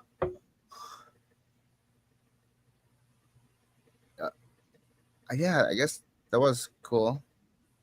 Where did that come from? He looks to anyone else for an answer. Actually, he looks to Fitwood probably, who said that doesn't happen often. Is there a northern giant squid here? Hogwarts is home to many mysteries. Some more obvious than others. He chuckles, and Hagrid chuckles too. And that's when all of the boats pull down under the water. It's almost a moment like you're drowning or you're about to go under, but then a bubble appears over all of the boats. And you are under the waves. And we can see the last vestiges of the giant squid swimming away from the boats. Those dark tentacles disappearing into the black of the lake. And all the boats push into a small opening at the edge of the lake, a cave. When you can see old stalactites, stalagmites, like the jaws of some kind of creature ready to eat you, and little bioluminescent algae that's growing on the walls. And then you open up into the Black Lake. On the other side of the cave, it all opens into this deep, dark loch, impossibly deep. And schools of bioluminescent fish begin to flutter around your area. Magic and magical creatures, gulping plimpies and long kelp-like dragons that are eating away at the forests down here.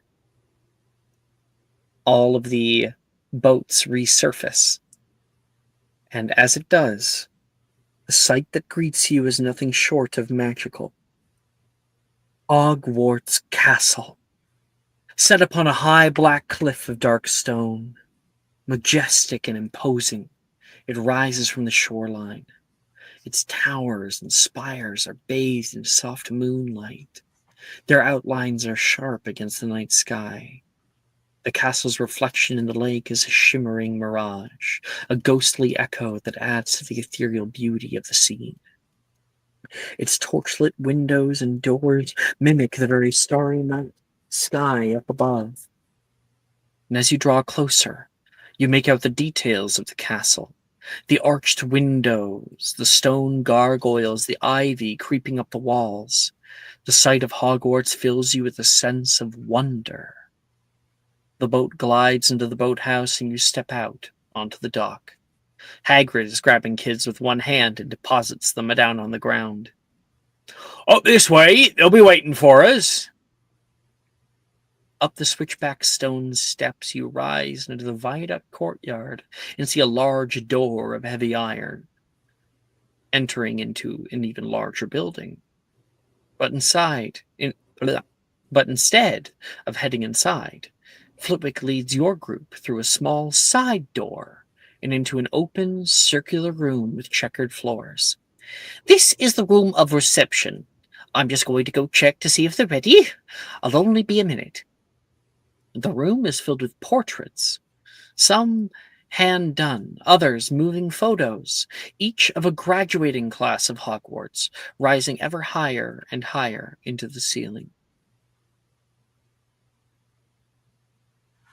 Is anyone looking for people they might know? Fiona is. You're looking for your dad? I'm looking for both my parents. And Fiona, I don't know if this influences the role or not, but Fiona is very familiar with which year in which they graduated. It's still kind of, it's all like jumbled up. They're all floating around you, so you still have to find it. So you can make a perception or investigation check. I get to choose.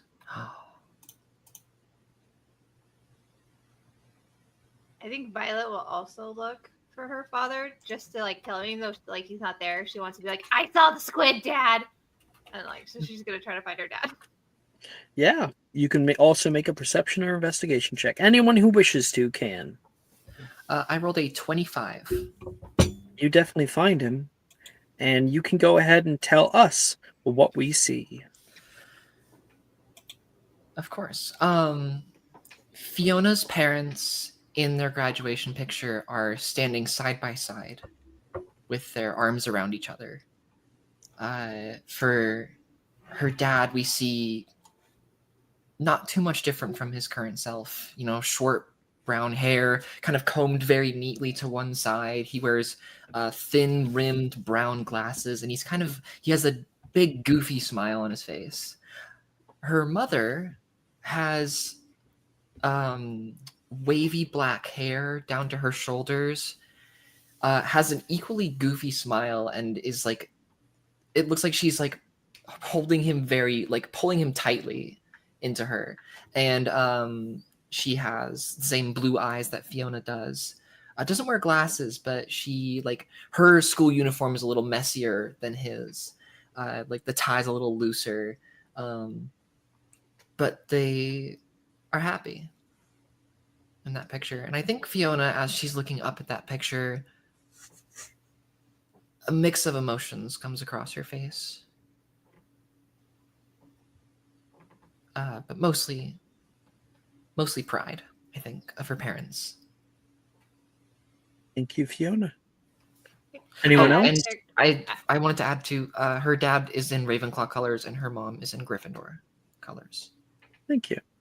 Add a character. Is there a way to see if we're better at investigation or perception without the website? Or am I Not just really. down to weak? Oh wait, yes, I do slash sheet.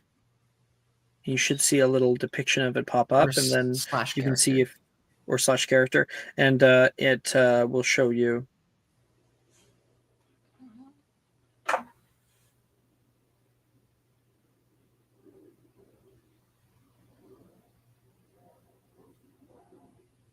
Ooh, I rolled perception. Could I actually do investigation? Or should I just stick with the perception roll? It's not super important to me, so it's fine either way. Yeah, you can change it. Just change what the modifier would be. Okay. So you still roll the same thing on the die. Gotcha.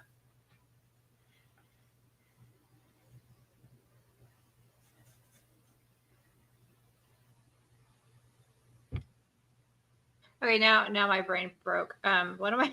Now that I picked, I do slash R attempt. Our skill. Our Skill. skill. Didn't realize how important that website was until now.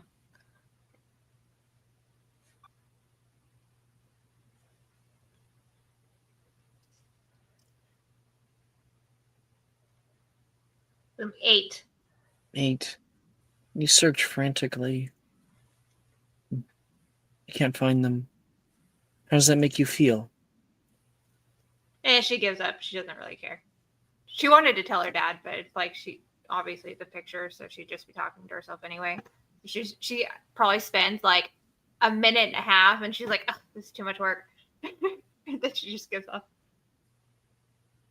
Is your dad around? Oh yeah. She Okay. her parents are she has a close family. I mean, she's a troublemaker, but they love her. Next.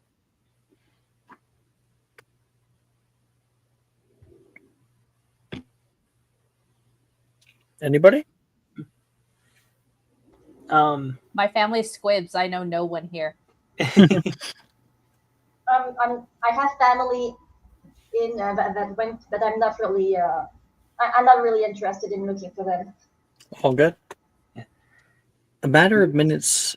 Wait, Annie, are you saying something? With my investigation, I rolled a 12.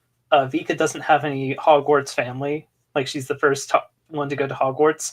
So her investigation is her looking to see if anyone in these pictures looks really dumb. Can I? Find five and gold. I think I think Fiona's dad looks really stupid in this picture.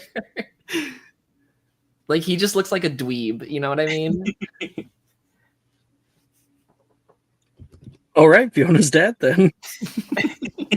Yeah, like Fiona's looking at the picture of her parents, and Vika just walks up and is just like,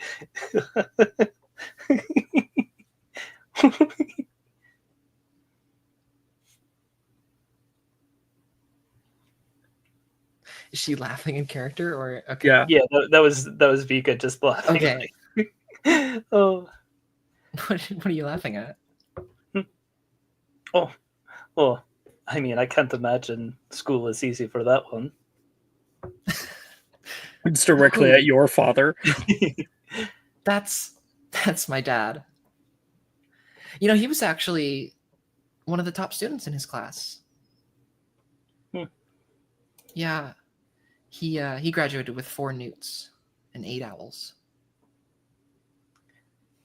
Well, it's good that he's got the brains. Yeah.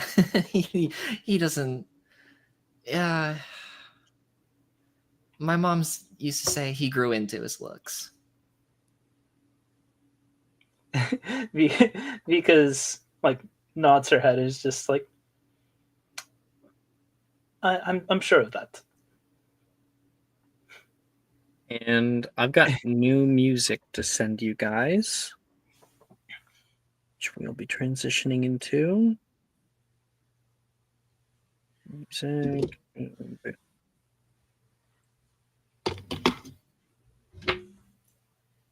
Okay.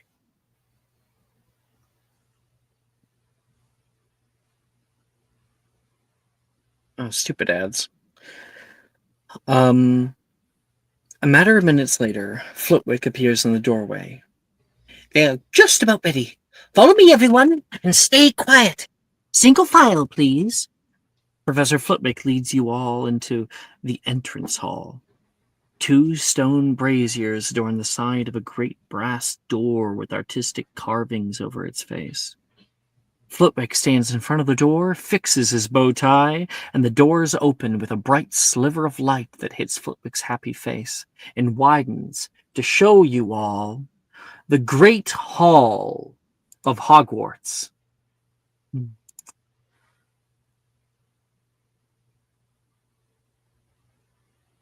There's a reason why they call it great, for your eyes gaze out at everything all around you. The high ceiling is washed by an enchanting view of the night sky. Little flickering lights float as candlesticks in the ether above. On the far right, a wide fireplace breathes warm life into the space. And on the far left, stained glass windows show depictions of each Hogwarts founder and the castle's architect.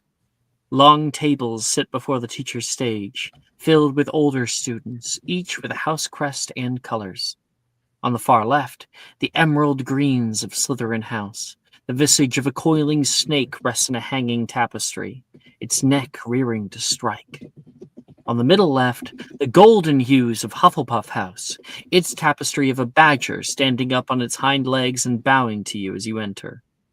On the right of the middle, the azure blues of Ravenclaw House, and the crest of a soaring eagle with its wings outstretched to greet you. And lastly, on the far right by the fireplace, the fiery crimson hues of Gryffindor House. The face of a lion roars out in its frame, but no sound can actually be heard. You all follow Flitwick toward the front of the hall. A raised wooden platform sits with a stool in front. An old ratty brown cap rests atop it. A woman stands at the end behind the owl-like podium. Her hair has been braided up. A long green dress fades to black and trails to the floor.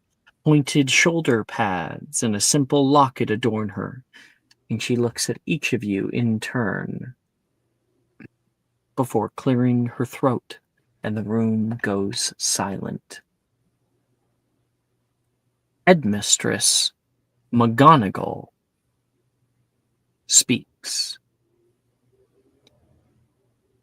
And that is where we're going to take our break. Woo! Come back in 10 minutes. I see y'all soon.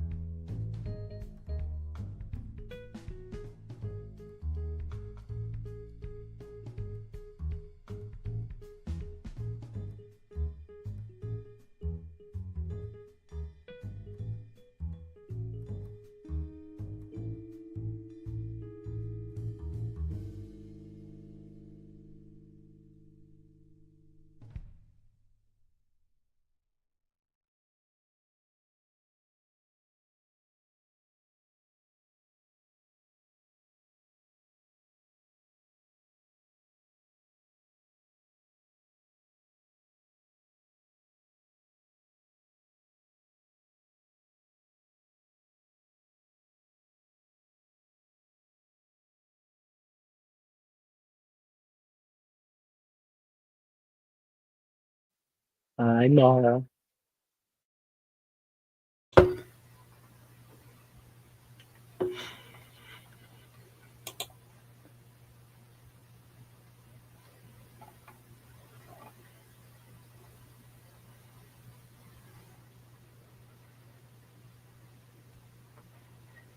Magic and Mysterium is brought to you by Stalker Bunnies.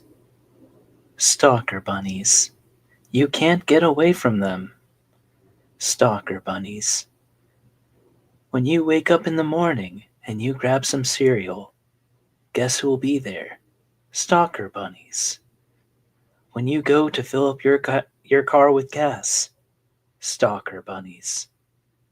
When you go to take a shower, Stalker Bunnies. For 3 small payments of $19.99, you too can also experience Stalker Bunnies.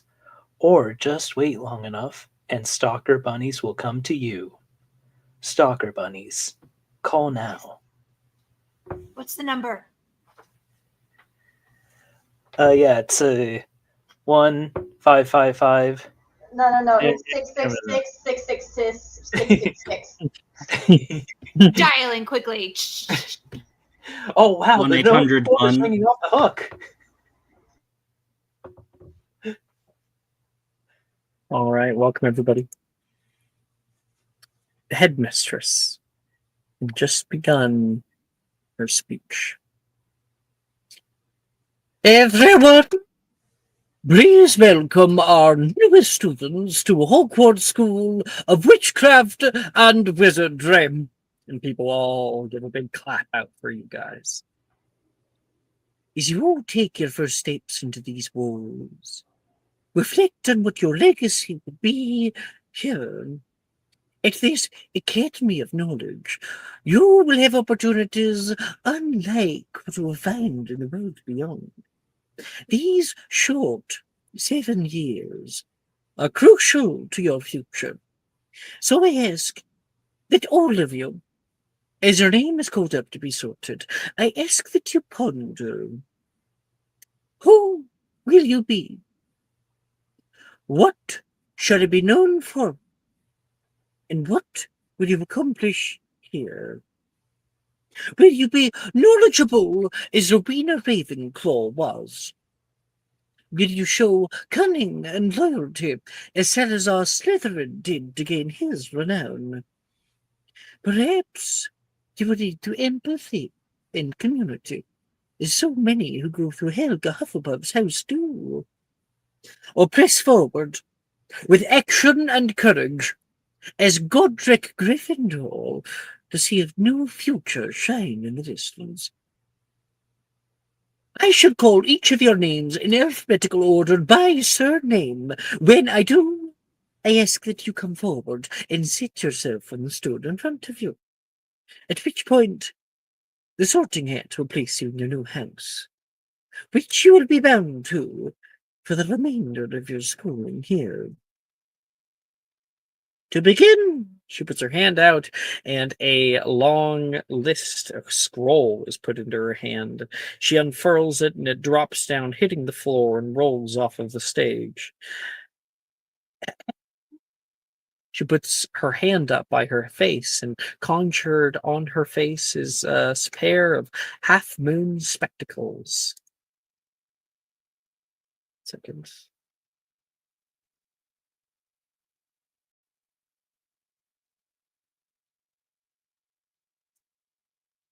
Anyway, well, 1 second. I just got a question.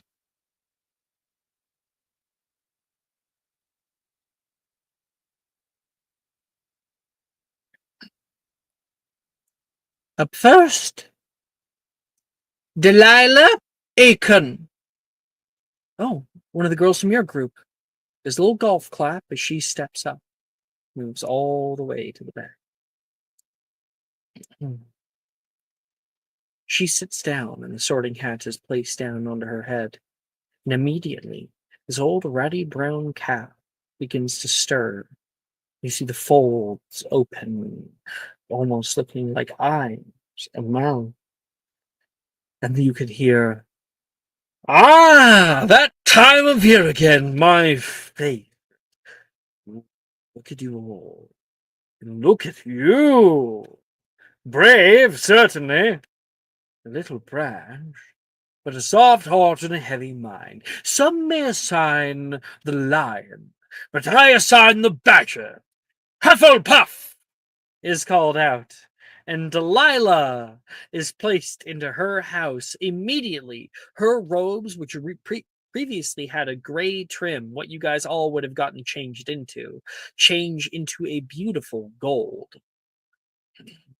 Hufflepuff House cheers for the first of their students sorted into Hufflepuff, and she moves and sits down with her house. You couldn't sit down at that table there. Congratulations. Nolan Anderson. Excuse me. This boy pushes through, tapping his way to the front, using his stave to find the edge of the seat, and sits down. Brilliance, eh? Charisma too. I'll be watching, yeah. Hufflepuff! Woo! Hufflepuff, 2 in a row! Wilhelmina Blythe. Billy, the girl from the magical creature shop, moves up very, very nervously, and immediately there is not all, a bunch of the Ravenclaws from Ravenclaw House start to cheer out. Woo! Yeah! You can do it! Go on, Billy! And Billy looks absolutely mortified as her siblings all cheer out for her. She sits down. Yes. Yes. I would believe that. You do well in Ravenclaw.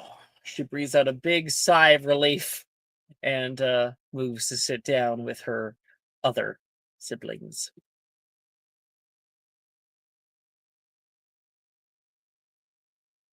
Juniper Byrne. Another girl from your group.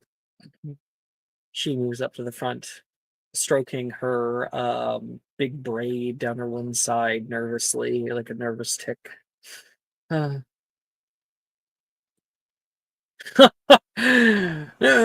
will prosper with your cunning hand and level head. God knows they need it. Full puff! We have some Ravenclaws so far. We'll see if the next one breaks that streak. Nope. Reese Castelli. His name is called up. Don't trip! You can hear an older boy cheer as he moves up to the front. And I'll roll. He doesn't trip. Shut up. Darian, sit down. You can hear a girl from 7th year yell back toward the boy who called out. Thanks, Alice, Reese says. When he sits down, you hear, difficult. There is a struggle here. A need to prove yourself. I would say Ravenclaw. So into there. Gryffindor and Slytherin are looking at each other like, who's going to be last? Darcy Collins. Darcy sits down. The Sorting Hat touches the top of her head, and immediately calls out, Gryffindor! Woo! The Gryffindors all cheer. Your notes being taken by Cecily. Oh, dang. Sorry. After that, Morgan Cook. And a small boy says, excuse me, pardon me, excuse me. Tiny little guy pushes through the crowd. That'll be me. He sits down. The Sorting Hat begins to chuckle, and it's put down on his head. Hufflepuff! Obviously. Yeah, well, thank you kindly, he says. And there's a Another clap out from Hufflepuff House. And he sits down there. Gemma Drayton! Out of my way. Gemma strides up to the front with a look of complete. Can Violet trip her? Because You can try. Yes. What do I roll? I'll have her make a dex save. Okay. That's a 17. You miss, unfortunately. Dang. She holds her nose up high as she dodges out of the way of your little thing there. Excuse me. And sits down at the front. She crosses her legs calmly, and you swear the Sorting Hat doesn't even touch her scalp when you hear Slytherin! Woo! The Slytherins cheer out for the first of their people to finally be sorted. She looks around like there couldn't have possibly been any other option.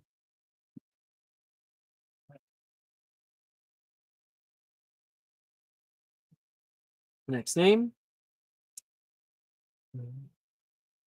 Janice Everton. This girl walks up. She takes a deep breath, strides up to the front. You won't need to make this harder on me. Come on now. Ravenclaw!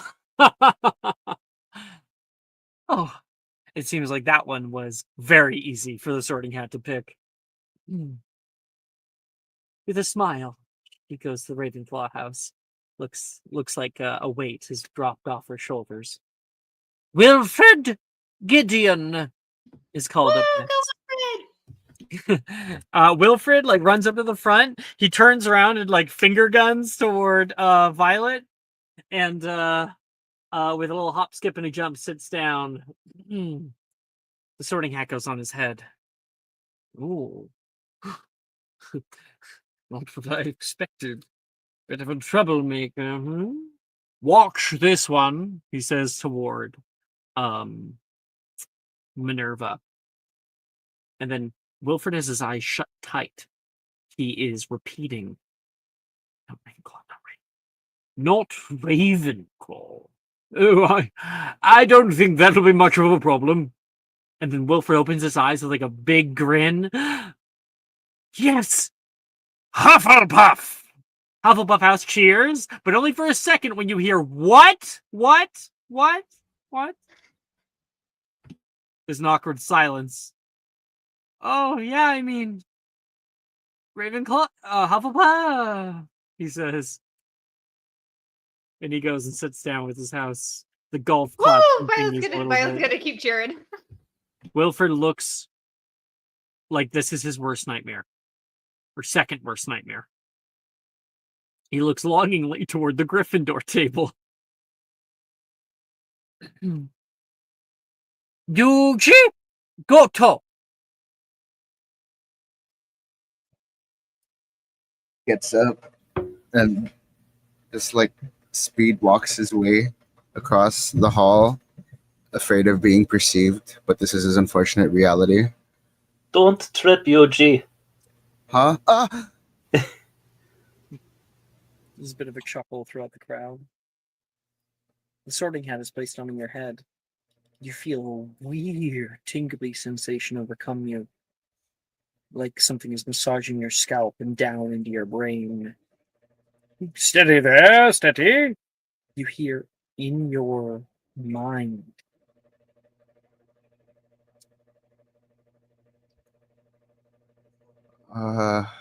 Okay. I'm sitting steady. Let's see what we have here. Oh, between. Didn't come here. Man trying to find your homeland. Trying to find who you are. It's where to put you. Let us see, let us see. And he delves deeper into your mind, all the way down to find a memory, something that solidifies his choice and where you ought to be. Yuji, tell us, what is that memory? It's the first time he picked up a broom.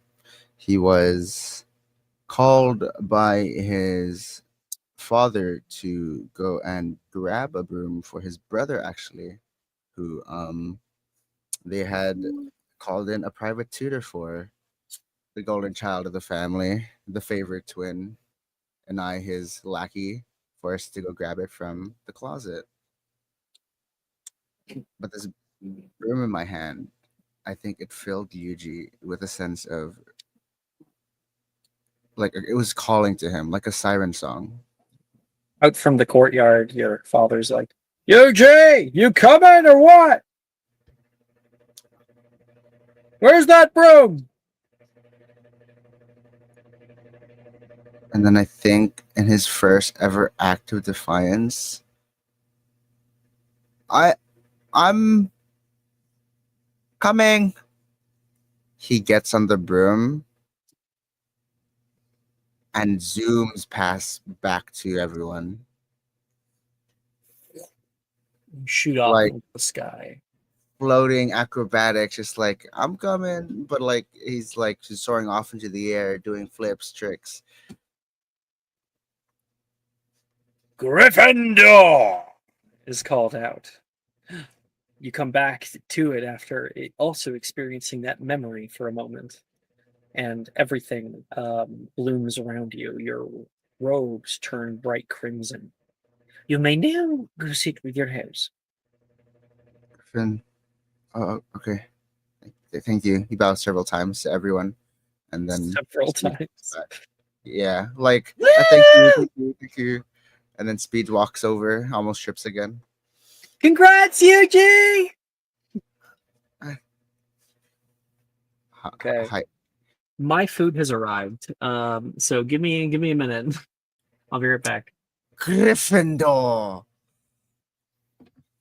right, everyone, let's do the rest of the houses. McGonagall gets to eat, but the rest of us have to wait for our food. All right, who wants to do their house next? We'll all wake up Violet. in a tavern. McGonagall is just like, oh, my Chipotle is here. All right, guys, I'm taking the DM reins back. So you're all in the tavern. Please, can we not do this bit again, please? Okay. You're all in a hotel. What house is the bunny? The bunny? Slytherin. Yeah, Slytherin, buddy. What I'm seriously wondering is what happens if Ray gets caught with the bunny, because we're not allowed pets. Oh, I'm letting them take it, no problem. I'm like, take it. Do we get expelled for like sneaking animals? Violet will do a I will performance I will- to distract it. There are way worse rules you can break at Hogwarts There's also than bringing way an too many. animal. There's also way too many students that would sneak in an animal. There are rules at Hogwarts, you say. What are they? You're sneaking in the rabbit. I need you to roll 3 death saving throws. Does a 35 hit your AC? What I'm really wondering is this And- rabbit secretly what? Why am I blanking, guys? What is when you can change into an animal? An animagus. Animagus. Thank you. Yeah. Animagus. It's really Ray's a Peter overprotective Pettigrew. father. You hear from below on your lap. Voldemort has returned and it's a bunny. No. You hear from your lap, Avada-kedavra, and you die.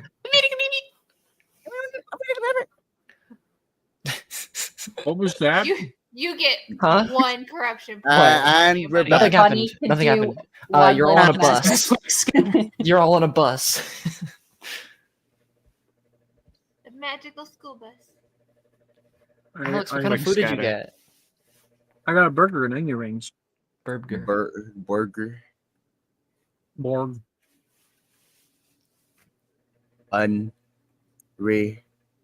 Okay, yeah, sorry. I had problems with my connection. I'm back.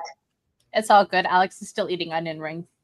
Oh, You mean the sorry? Onion ring. Onion ring. Onion And we ring. have switched to the magical school bus. Onion. and yes, to answer the question, if I am caught with the bunny with me, I will deny that it is mine, and I will please plead with the authorities to get rid of it. And it'll show up in your room the next day. Exactly. Like a It's a cursed Houdini doll. bunny. Absolutely. I will wake up the next morning and it's going to be on my chest looking at me without blinking. And I'll just yell and wake up everyone else.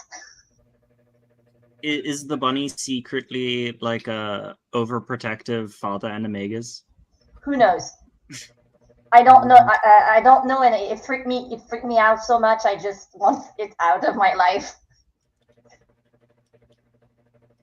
But he's so cute. Appearance can be deceiving.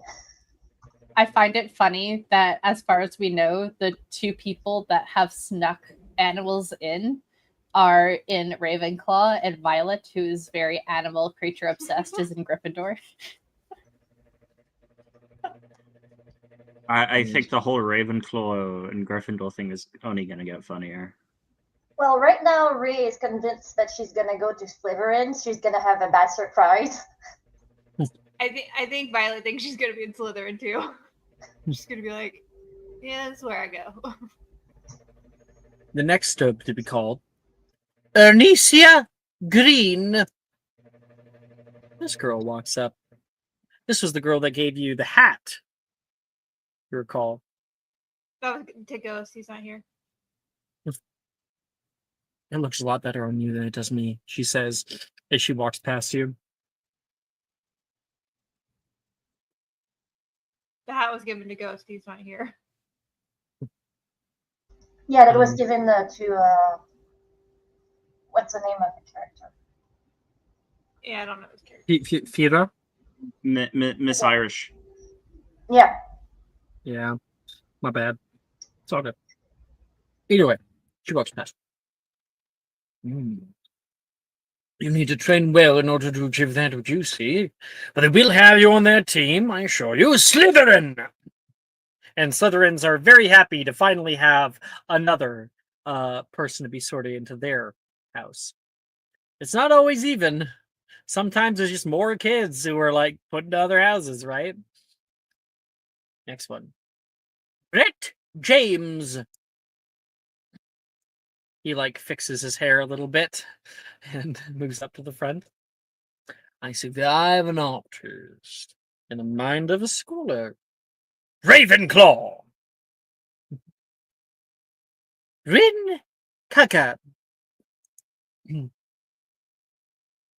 She runs up. The sorting hat is placed on her head. There's a chuckle for a little while. He wanted the same thing. You hear it say, no, I'm terribly sorry, but it doesn't quite work now, does it? Hufflepuff! Okay, she says. And the sorting hat's taken off of her head. She like puts her hands up, and there's cheers from people goading on the new students, cheering them on. Fiona Kilmartin. Whoops. Fiona she walks up pretty confidently, I think. She already kind of knows which house, what color her robes are going to turn into. But she, pretends to not look at the Ravenclaw table as she's walking up. And she just sits, and I think she would kind of cross her legs, sort of like Gemma did, but not quite as elegantly. A mind that thirsts for knowledge, a spirit that values wisdom. I believe I already have my own ideas, but always good to double check. And he's going to delve into your mind as well. That weird sensation only gets worse. And what memory does he find that solidifies his choice? It's one of the only days that isn't crystal clear in Fiona's mind. She is home, or at least in her old home. Walking down one of the long hallways of this sort of rustic older house, she passes by the main living room, and looks in to see her father there with some other man in a black dress robes and with a somber expression on his face. She has a good memory, but she can't remember what they were saying. It's all a murmur, a conversation that doesn't come to mind. And noticing that her father is busy, she pushes forwards down the hallway into the door where she knows her father's study is. And I think she reaches up to one of the books on the top shelf. It's a book about charms. Not a very complicated one, something like 100 charms for household and daily use. But she still needs the help of a dictionary to figure out some of the words in the book, as you know, her understanding is not super complex as of yet. But she closes the door to her father's study behind her and sits on the floor, leans up against the bookshelf, and reads. I know where you belong. Ravenclaw! A big smile comes across her face, and she jumps up, kind of like almost rips the hat off her head and hands it to Flitwick really fast, and then starts to almost run to the Ravenclaw table, but then remembers that she has to like be cool about it, and starts just Be like cool, walks. man. Be cool. She walks very fast and sits down at the end. And you will meet some of your people soon. Taylor Marino. This girl walks up. Move, she says, and pushes through the crowd. She sits down onto the stool, her shoulders hunched forward, this look of absolute boredom across her face. And then there's silence. The sorting hat gets put down on her head. For 5 minutes straight, all you hear is the sorting hat humming. I don't know if you've ever been in a crowded room. Silence for 5 minutes feels like forever. At the end of 5 minutes, people start to sit at the edge of their seat, waiting. You can see the mouth of the sorting hat opens up. It opens its mouth and speaks. Slytherin. Her robes change color and everybody cheers. Not just Slytherin House, but everybody, to have it finally be over. Oh, okay. Taylor hops down, goes to the Slytherin table.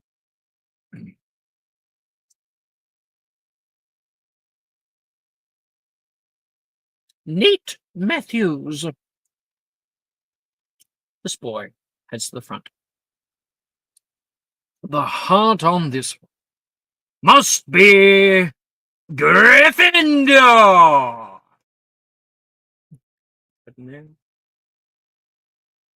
Maeve McCool.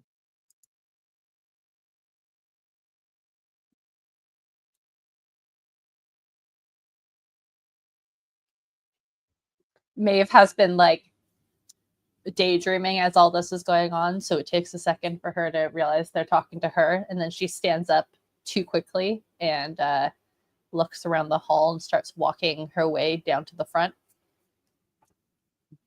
Please sit. She gestures toward the wooden stool. The sorting hat is placed in your head, and a voice echoes through your mind. Creator. Certainly creator. Always interesting in learning something new. Pleasure to make your acquaintance. Hello, she says in a very small voice. If you'll just excuse me, I have to make sure that I'm right. I've gone a full 1,000 years without being wrong yet. All right. And he takes his time, moves through your mind. What does he find that solidifies his choice? I think it's a series of memories of every time her father comes home from his travels and he recounts stories of ancient Ireland and myths passed down through the oral history of their family, and how Maeve, at a very young age, looked at her father and knew that that's what she wanted to do with her life, is be a storyteller like her dad. Do you happen to have one story? Of like one of those scenes? Well, I was just wondering if maybe you had prepared at all, like a story for use, since you're the storyteller. It's fine if not. I'm just wondering. The one will solidify will be her family. There's the McCools are it's a really famous Irish legend, and it is basically the story. Well, there's a series of stories, but one of which is how the Giant's Causeway between Great Britain and Ireland occurred, and that's kind of the story of the McCools. We can see Maeve sitting on the ground listening to her father crisscross applesauce. It's just a look of absolute enjoyment and amazement. Ravenclaw! And your robes in a bright azure.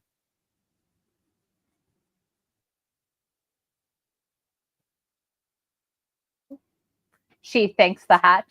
Thank you, and it like returns the hat to Professor McGonagall. Thank you, and speed walks away. All right. Céline Milne is called out. And there is one faculty member who starts clapping loudly. Woo! Woo! You can do it, honey! Professor Milne, of course, is currently clapping for his daughter, and Sadie puts her hand up, shies away from his gaze. Dad. Goes to the front. There's a whispering conversation between her and the hat for about 2 minutes. Then you can hear, yes, Dad, that's your suit too. Gryffindor! And a big smile comes over Sadie's face. She looks up toward her dad, and her dad almost looks like he's about to cry. She goes to the Gryffindor table. Levi Nelson. One of those other boys from your group.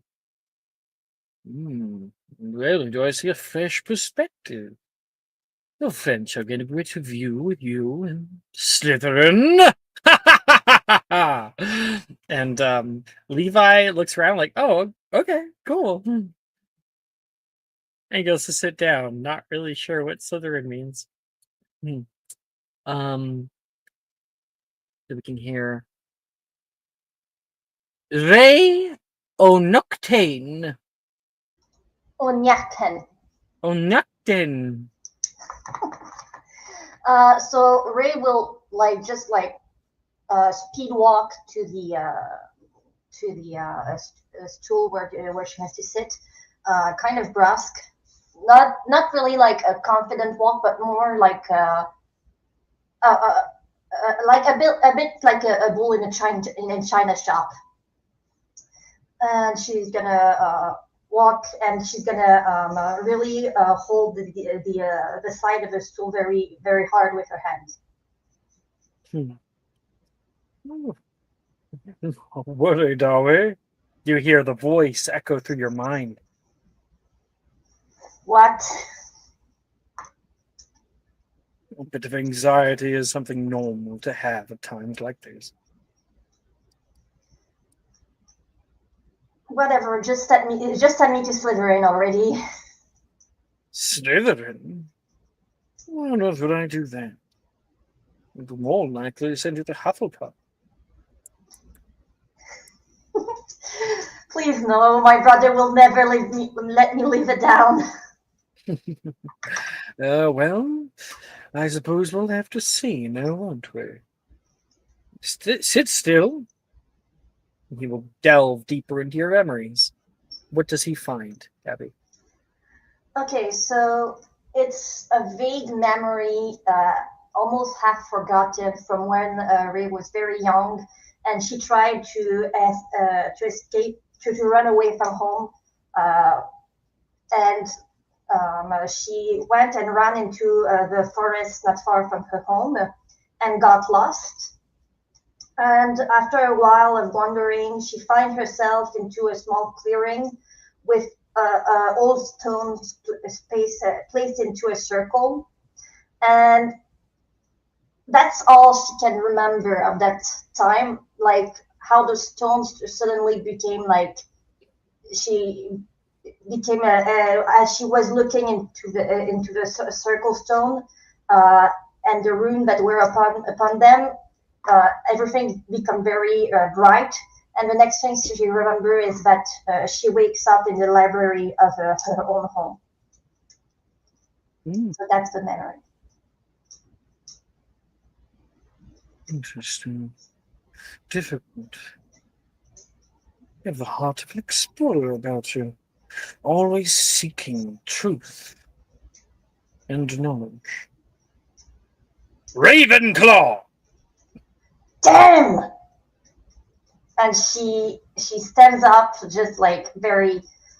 When the sorting Very hat annoyed. is taken off of Ray's head, underneath the sorting hat, what wasn't there before, is a small rabbit sitting on her head. she jumps. There's a gasp through the crowd of people seeing this. It's like, it's a real rabbit in a hat. And she jumps and she yells, ah! And she just go hide behind McGonagall and say, it's back! While pointing at the damn. There's a chuckle, and the rabbit runs away underneath of one of the tables because Make it go away, burn it with fire! As she hides behind McGonagall. Oh dear. Hagrid, if you may.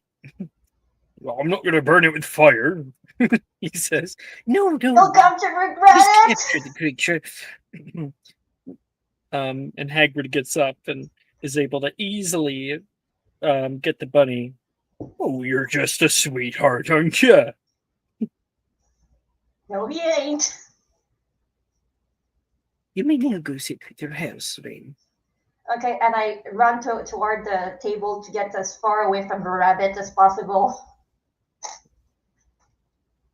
Saoirse O'Sullivan. This girl walks up. You can see Gemma stands up and claps for her.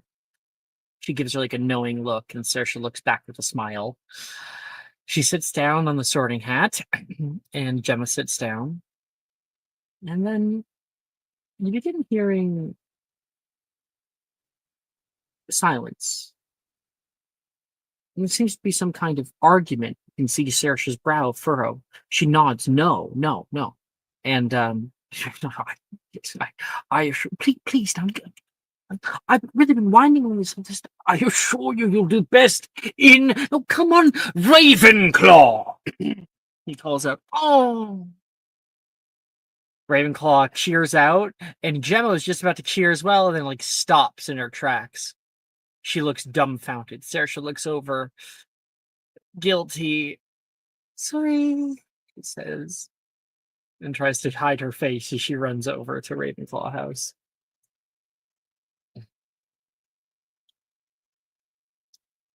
Then there are 3 names called in quick succession, one after another. Logan Peel, Servant Peel, Saluta Peel. And each one, you hear, oh, they came in 3s this year. Always the same with you Peels. Gryffindor! And I think your father would undo my threadings if I didn't. Gryffindor! No siblings need your steady head, especially your sister. Gryffindor! Next name that's called up. Drusilla Pruitt. When she sits down, you hear Sliv. Oh. Yes. On second thought, you would do better, even Ravenclaw. Just a big sigh. Thank you. The hat is taken off of her head. Macy Stickle.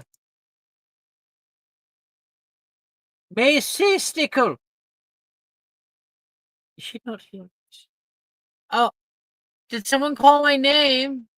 Macy says from the now dwindling crowd. There's only like 4 people here. Are you Macy? Who's asking? Come sit to the front, please. Okay. She goes up and sits down. Oh, Mystical.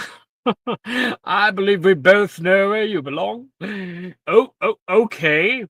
One of us, Hufflepuff, says, oh, Macy says, and her robes turn bright gold. There's only a few of you left. Violet Sweeting. She's gonna skip up there, and I like to think that because she's tiny, like the hat kind of covers her eyes a little bit. Like it also covers her eyes on top of her head. I see a brave heart, spirit that yearns for adventure, but also a fair bit of ambition, resourcefulness. Out of the box thinker. This is going to be a difficult one. Perhaps Slytherin. And he I look delves good in down any deeper color. to try to find what best suits you. And what memory does he find that actually solidifies his choice? So it was a very stormy night, and she was outside because she's always outside, and she hears this whimper, and so she follows it, and near the creek near her house, she saw some crops that fell into the river, and she just jumps in. She doesn't care that it's like overflowing, that it's bad, that she doesn't think about it. She's like, oh, a puppy's in trouble. I'm coming. And she tries to rescue it, and she almost dies trying to rescue this puppy. Luckily her dad was able to pull them both out. Yeah, luckily her dad was able to pull them both out, and so she got You probably got she's like, I had to save the puppy. Your parents probably reamed into you for that choice. Oh yeah, he was mad. Like it was storming so bad. Like he was so frantic looking for her, and she's like diving into this running river that could kill her. But it she's was like, I have to save it was the like puppy. flooding. Yes, it was so Yeah. bad. It was a big storm, and he's been searching for like 10 minutes to find her in this huge storm because she wasn't in the house where she was supposed to be, but she never is. But then like he hears like the sound of like jumping into the river, and he like runs to get her. But she's like holding this crop. She's like, I had to save the puppy, and I'll do it again. And like she does not regret saving that crop. Well. Kindness. I see the lion's heart within you. Gryffindor it is! Woohoo! And Your she's also gonna change her hair color to a bright red just to really fill into that Gryffindor. Like, rawr. Make a charisma saving throw to see if you're capable of doing that. Okay. Is saving throw the same way we're doing the rest of them? /R save. R save. Okay.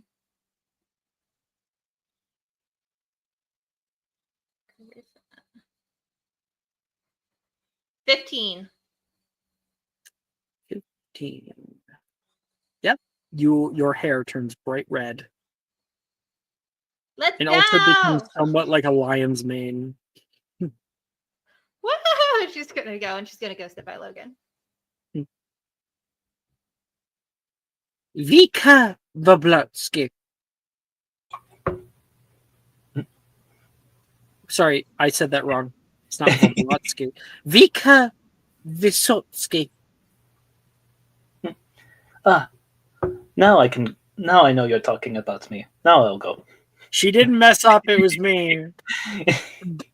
Yeah, no, that I'm just pulling your leg. Yeah, Vika will head up. Um, she has a confident stride and everything. She doesn't look like nervous like then some of the others did. You are the makings of a leader. Ambitious, resourceful. Huh. Well, I'm certainly glad the hat is judging me. I would not have trusted a person. No, I've been doing this for a very, very long time. Not to worry. I keep my secrets. Well, I can certainly admire that. You are difficult. Not so straightforward like some of the others. There is intellect here. But it's about how you use it. Well, there are many ways to use intellect, but I believe a great deal of it is important, to say the least. Let's see. He delves deeper. What does he see?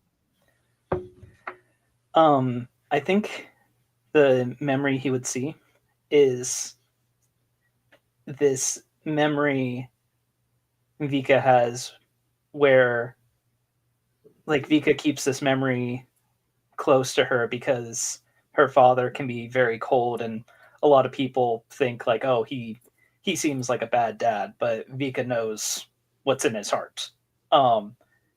Especially because of this one time uh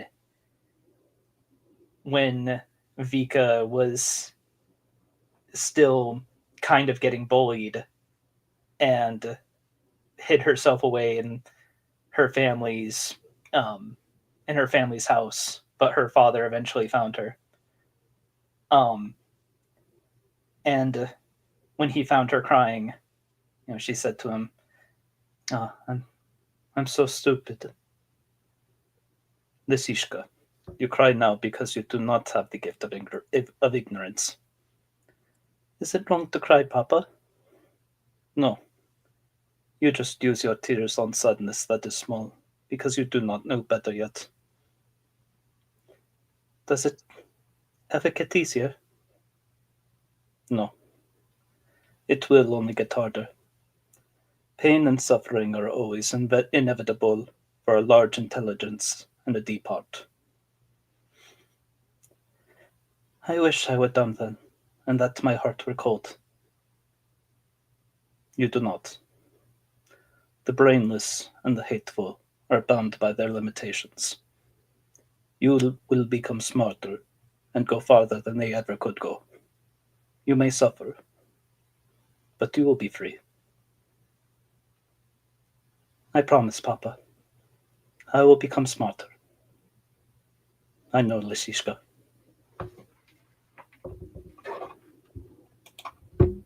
And that's going to be an inspiration for Vika.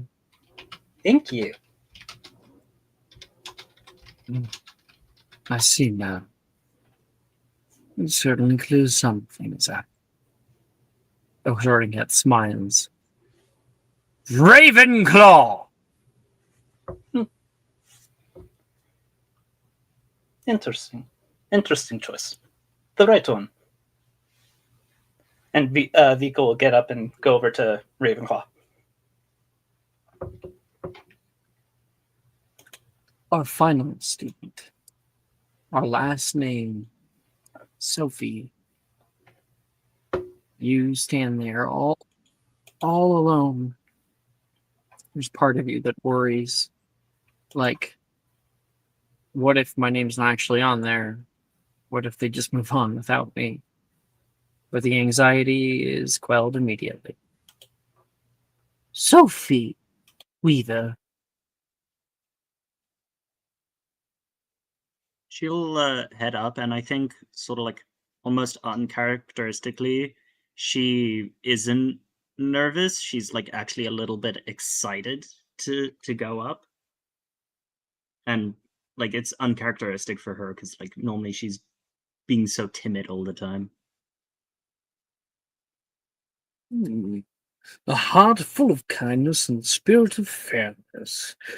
It's good traits to have of any Hogwarts house. But as to the matter of where to put you, it becomes more complicated. You are a bright young witch. Could become brighter. Where will we find our power? Where have you found yours? And he will delve deeper into your mind.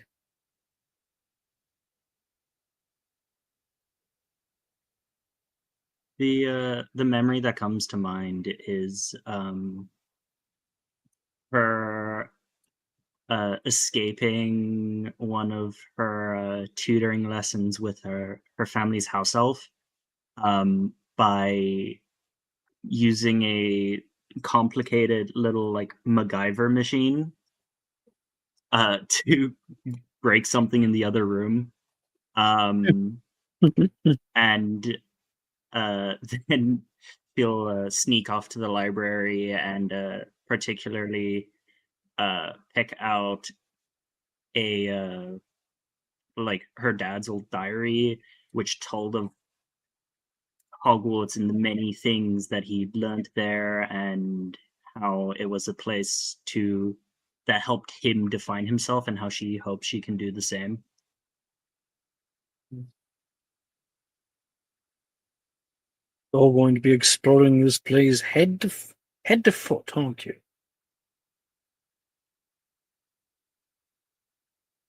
Gotta find myself somewhere.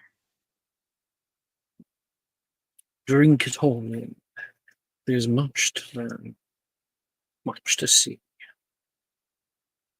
You're akin to one of my old friends. Yes, I think so. Ravenclaw! Woo! So if your so- robes turn bright blue. He'll excitedly stand up and almost heads to the table, but then remembers the hat and takes off the sorting hat and hands it back, and then we'll head off. The group all begins to clap. The final of the first year is to be sorted. And the headmistress says, with our final student sorted, the moment that many of you have been waiting very patiently for, my dear, thank you. Let our feast commence. And suddenly there are platters of appetizers that seem to appear and stretch on forever. Bowls of thick, creamy soup, plates of fresh salads, trays of assorted cheeses, sharp and mild, baskets of freshly baked bread, crusts golden and cracking. And the main courses are a testament to the culinary prowess of the Hogwarts kitchen. There are roasted meats, surfaces seared to perfection. There are fish, seafood fresh and succulent, vegetarian options too, steamed and cooked to perfection. Their flavors enhanced with herbs and spices, and the sides are just as impressive. There are bowls of mashed potatoes, surfaces smooth and creamy, dishes of roasted vegetables, servings of rice and pasta and more. And of course there are the desserts, cakes of all shapes and sizes, icings and fillings, riots of flavors. Pies with flaky crusts and sweet juicy fillings, puddings and custards, bowls of fresh fruits and cupcakes, everything one could want. Dig in. Let me show you guys, your fellow housemates. We only have Ravenclaw and Gryffindors in this game. These are the Hufflepuffs. These are the Ravenclaws, which Ravenclaw in this game is the largest house, which is wild. Yeah. Woo. Woo! We're gonna win the cup. Slytherin is so small in comparison now. I mean, So small. it is also kind of canon that Slytherin would be the smallest house in this period. Gryffindor, including our 2 other players. And here is everybody. See how small Morgan is? Violet matches Morgan, like she's maybe like an inch taller than him. He is little baby.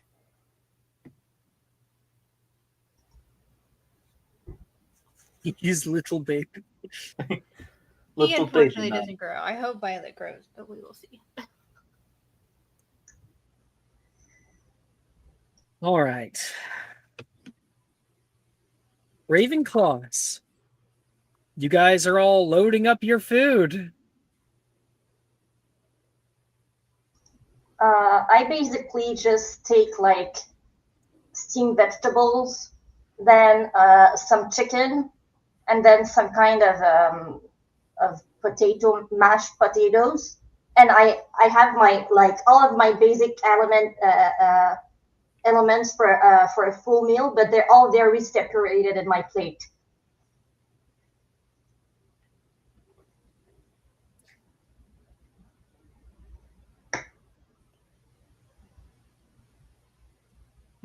Come on, there's like 4 of you.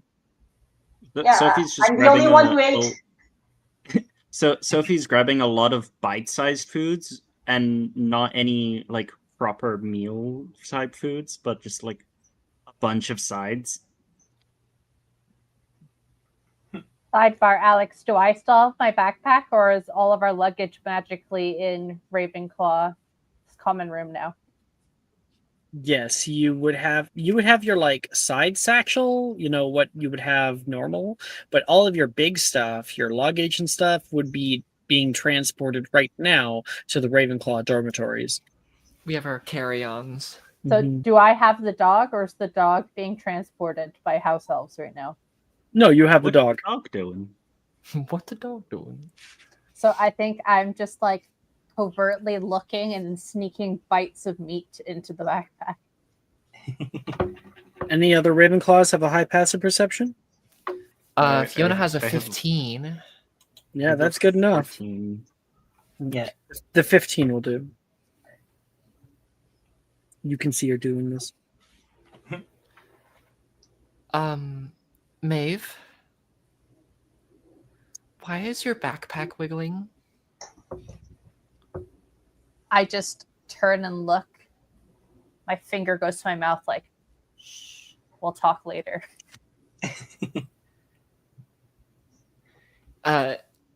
She'll like lean over and whisper, "Is there an animal in your backpack right now?"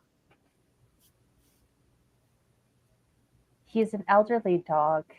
It's a long story. I'll tell you when we're in our room. I don't think the age of the dog matters. It's the fact that you brought a dog into Hogwarts in the first place. Ray has a demon bunny. I think an elderly dog will be okay. The bunny's its own entity, right, Ray? If it was up to me, it is not mine. I did not bring him willingly. I am as much of a victim here. I think it just loves you so much that it wants to be with you all the time. You would hope, but I say after that, because I imagine that I could kind of hear them since they're talking to me. I would say she can keep the dog. With any luck, the dog will eat the rabbit. I say, even if I get caught, maybe this means someone would actually help me. The dog's owner disappeared, and the Ministry of Magic isn't answering my letters. Did you write to just the Ministry of Magic, or did you write to I had it for a second, and it was gonna be so The good. Department for the Care and Control of Magical Creatures. Thank you. Janice says. The dog's not magical.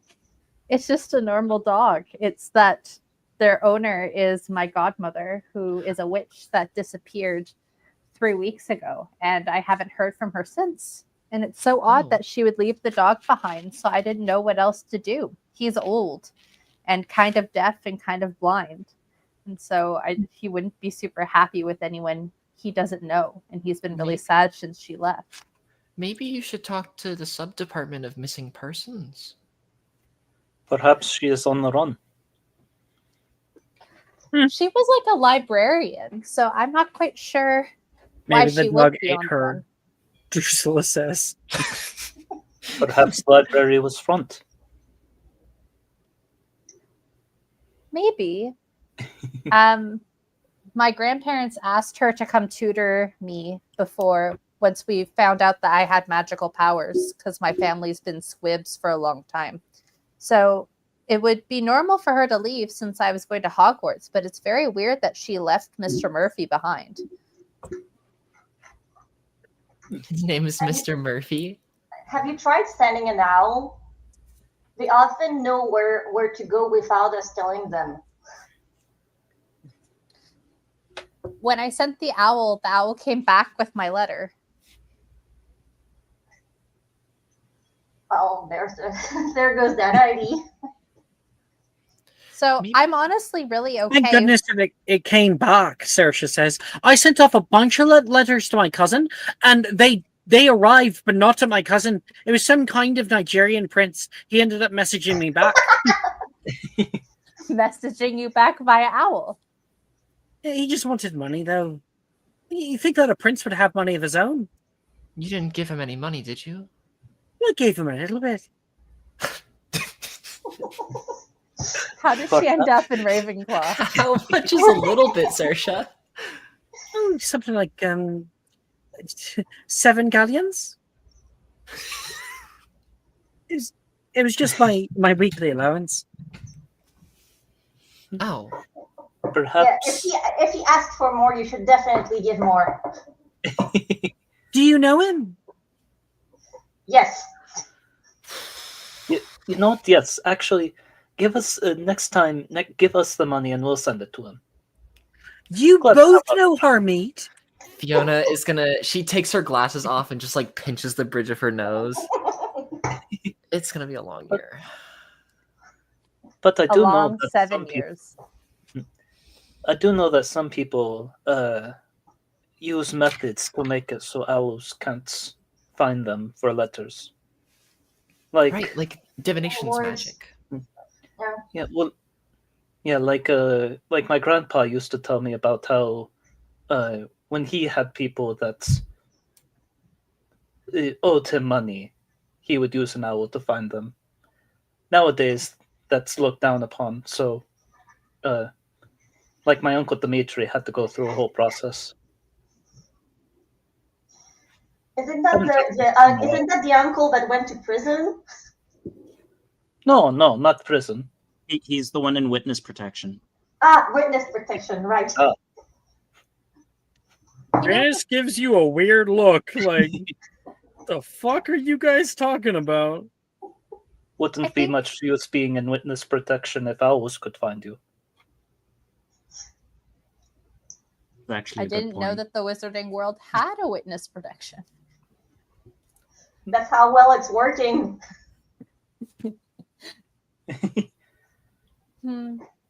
But I think you're right, Fiona, that Mr. Murphy probably can't stay with us in Ravenclaw. Tower? Sidebar, guys. Does Ravenclaw have a tower? Is this somewhere else? Yes, we have a tower. I mean, I don't know how Well, big you our could say dorm that rooms in are. character. You may not know. You know?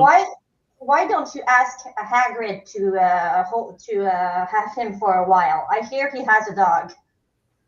That's what I was thinking, right? Professor Hagrid seemed really nice, and maybe he can help me track down Mr. Murphy's owner, or at least watch Murphy for me for a while.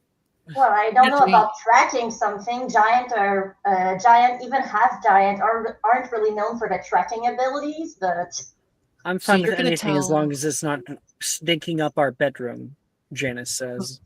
You're gonna tell one of the professors that you brought an animal into Hogwarts when you weren't supposed to? Yeah, but he's the Care of Magical Creatures professor, and he seemed really nice. But that's because you haven't broken any rules yet. You never know. So Sometimes you the nicest yourself people said are... Sometimes go the ahead. nicest people are the meanest when you break the rules. I mean, just don't tell that you found him on the Hogwarts ground or something. Yeah, you can say that it chewed into your briefcase and like stuck there all night. That happened to a friend of mine with a marmot. I love But Saoirse you don't need so to tell him much. the whole story. I still think Professor, the giant professor, he still must have gigantic poops. Vika. I'm trying to eat, Janice says. Do you think he has his Reese own and Brett are bathroom? laughing their ass off. Do you think he has a bathroom sized for him? I mean, he must have, right? My, And the smaller one must I as mean, well. my siblings Fiona- say he actually lives out in a little hut on the south side. Billy says. First time He speaking does. up at all. Oh, is that what that little building was? He has to travel all the way there whenever he needs to shit? Sorry, poop? But Yeah, that's because perfect. that's what needed to be changed about that sentence. We're not allowed to I swear! mean, if he doesn't have a if he doesn't have a proper sized toilet, I really fear for the one where he goes to usually. Fiona is gonna shoot Vika like a withering glare. That very clearly says this is all your fault. I wish I had somewhere else to sit, Janice says. I mean, it is very kid conversation. It is the right age for this Oh, kind absolutely. of conversation. Sure. And we will fade away from that. Please. Griffin, Please. it's Get me the out. perfect time to do so. Over in Gryffindor, Violet, Yuji, you guys are settling in. Logan hands you cranberry sauce for you, Violet. Here you go. Oh, thank you. And then she's piling her plate with lots of protein and stuff. You know, she wants to get big. She wants to get bigger. So. Oh my gosh, you're that boy from the Quidditch store, Sally says. Oh, Sam?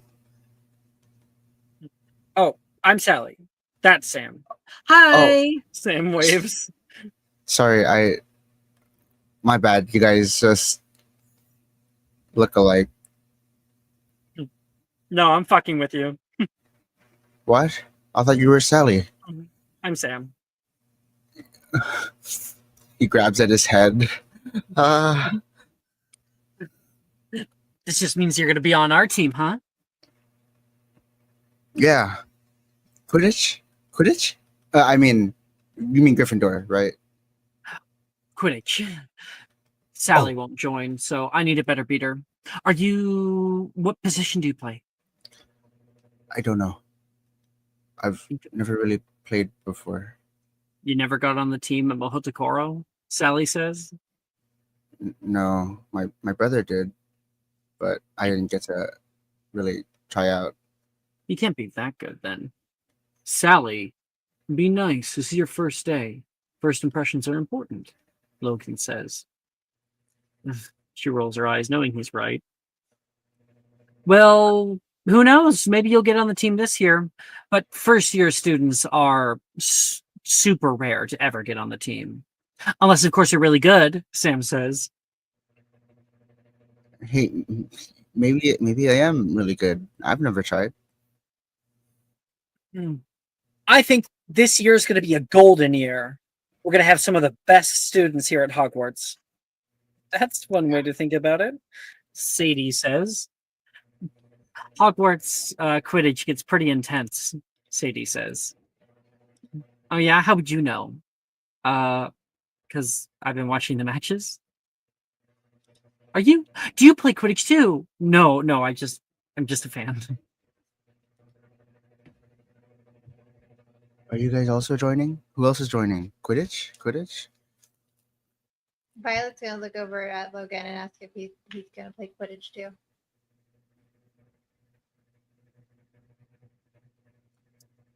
Me? No, I don't want to be on a team with my sister. How would ever that be? Let me Wouldn't just it be give her better? another opportunity to boss me around. You gotta stand up for yourself. Boss her around. I enjoy a good fly, but to actually be on a team, not my style. Well, I'm gonna try to join. Hmm. I think it'd be fun. Oh yeah.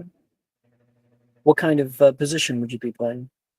Oh, I want to be Seeker for That's sure. pretty pie in the sky, don't you think? Seekers You know, are often only 7th years. If Harry Potter can do it, I can do it. Harry Potter is a prodigy back in his time. He's the seeker for the Chudley Cannons now. Nate says, Exactly. "You're a fan of the Chudley Cannons?" Well, this year, yeah, now that they're not at the bottom of the ranking anymore. But we should all strive to be like Harry Potter. He didn't know anything about magic, and he was excellent, and was on the Quidditch team his first year, not even knowing how to fly. You know a lot about Harry Potter. Oh, of course I do. I'm not wouldn't sure know if about I Harry believe Potter? everything that Rita Skeeter writes. Oh yeah. Nate says. But I'm sure that there's a grain of truth in there somewhere. I don't know if I'd want her to write about me. I feel like she would just make a bunch of crap up. I mean, it'd probably be true, but it's not like I want to share it with the world. Who's Rita Skeeter? Darcy interjects. She's a journalist. Oh, We don't like journalists? like the Darcy news? seems confused. It's kind of like paparazzi, like the people that, it's like, oh, they're all excited, and then they take all the picture, and then they try to find drama in every situation. They have to make something pop for their readers. So Oh my you can gosh, be well, what do you want to do? Read something boring in the Daily Prophet or read a tabloid? Those are way better. I always love Exactly. hearing about someone's secret father, evil twin. Ooh, I wish I had an evil twin. That'd be so much fun. Or I would be the evil twin. Oh, that'd be fun too. Mhm. Sam says Sally's the evil twin, just to be clear. We're literally triplets.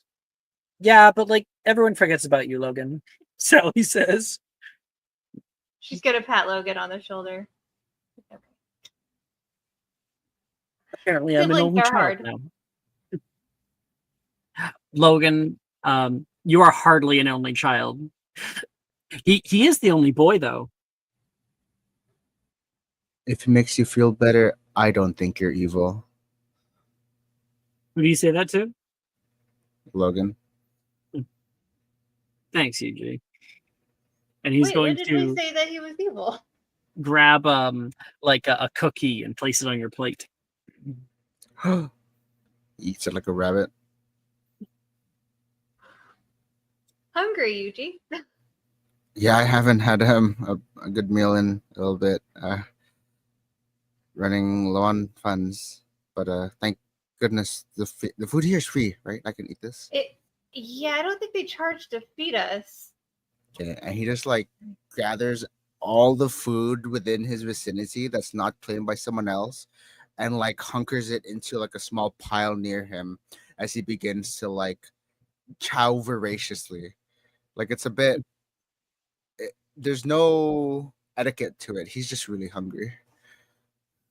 So how are the tables lined up? Is Gryffindor next to Ravenclaw, or are they next to Hufflepuff? So I described it at the beginning, from left to Yeah. right, looking toward the backstage Towards- where the teachers sit. It would Yes. go Slytherin, Hufflepuff, That's what I thought. Ravenclaw, Gryffindor. Dang. Okay, she wants to throw something at Wilfred because she saw that he was upset that he's in Hufflepuff, but I don't think she could aim that far. So I think- Well, maybe a paper airplane. So where would you find paper? In your bag. Oh, okay. Well, so Yeah. she's going through and she's looking, and so she pulls out a paper and she just writes, "You'll do really well in Hufflepuff," and then she's going to try to aim that at Wilfred because she saw that he was upset that he was in Hufflepuff. Make a sleight of hand check to throw the paper airplane.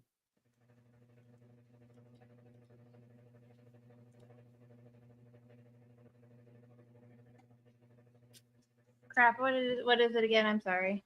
Slash our not skill. Our skill. Okay.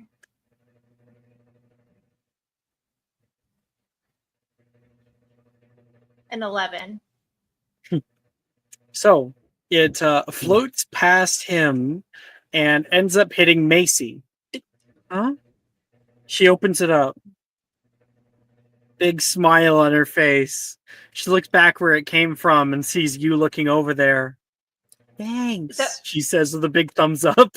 So Violet's gonna stand on the Gryffindor table. She's gonna scoot some food over, and she's gonna be like, "That's for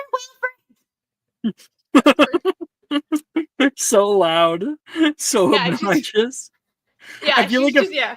a few of the Ravenclaws, especially Billy, that are in the way of your yelling, they flinch suddenly. Wilfred cocks his head around, like, what the heck's going on? Macy looks really confused, and he puts his hand out, and Macy gives it to her, and then you can hear, Miss Sweeting, sit down. She's gonna get down. By the way, when you're in first year, you are closest to the front, and every year you get farther and farther from the front. Oh, like you stray further and further from God. More like the young students need to be supervised more. I don't feel like that is accurate. Well, I The imagine older the older students are always trying to get up to something. And Wilfred will read it. You can see this sad little smile that comes over his face. He looks back at you with a pitiful grin. She's gonna have 2 thumbs up. She believes in him. She's like, just cheer up. And then she's gonna go back to eating. Like she's like, she got his attention. She's doing her best, but she doesn't think she can go over there, so she's not gonna try. She's gonna. Not today, at least. Yeah, she's gonna hang out with Logan and Nate and the girls. Okay. You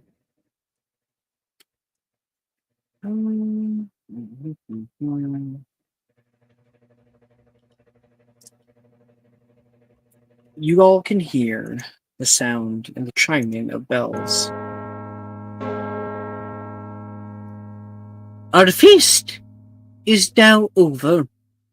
Our heads of house will lead all the first years to their common rooms, followed by second years, third years, and so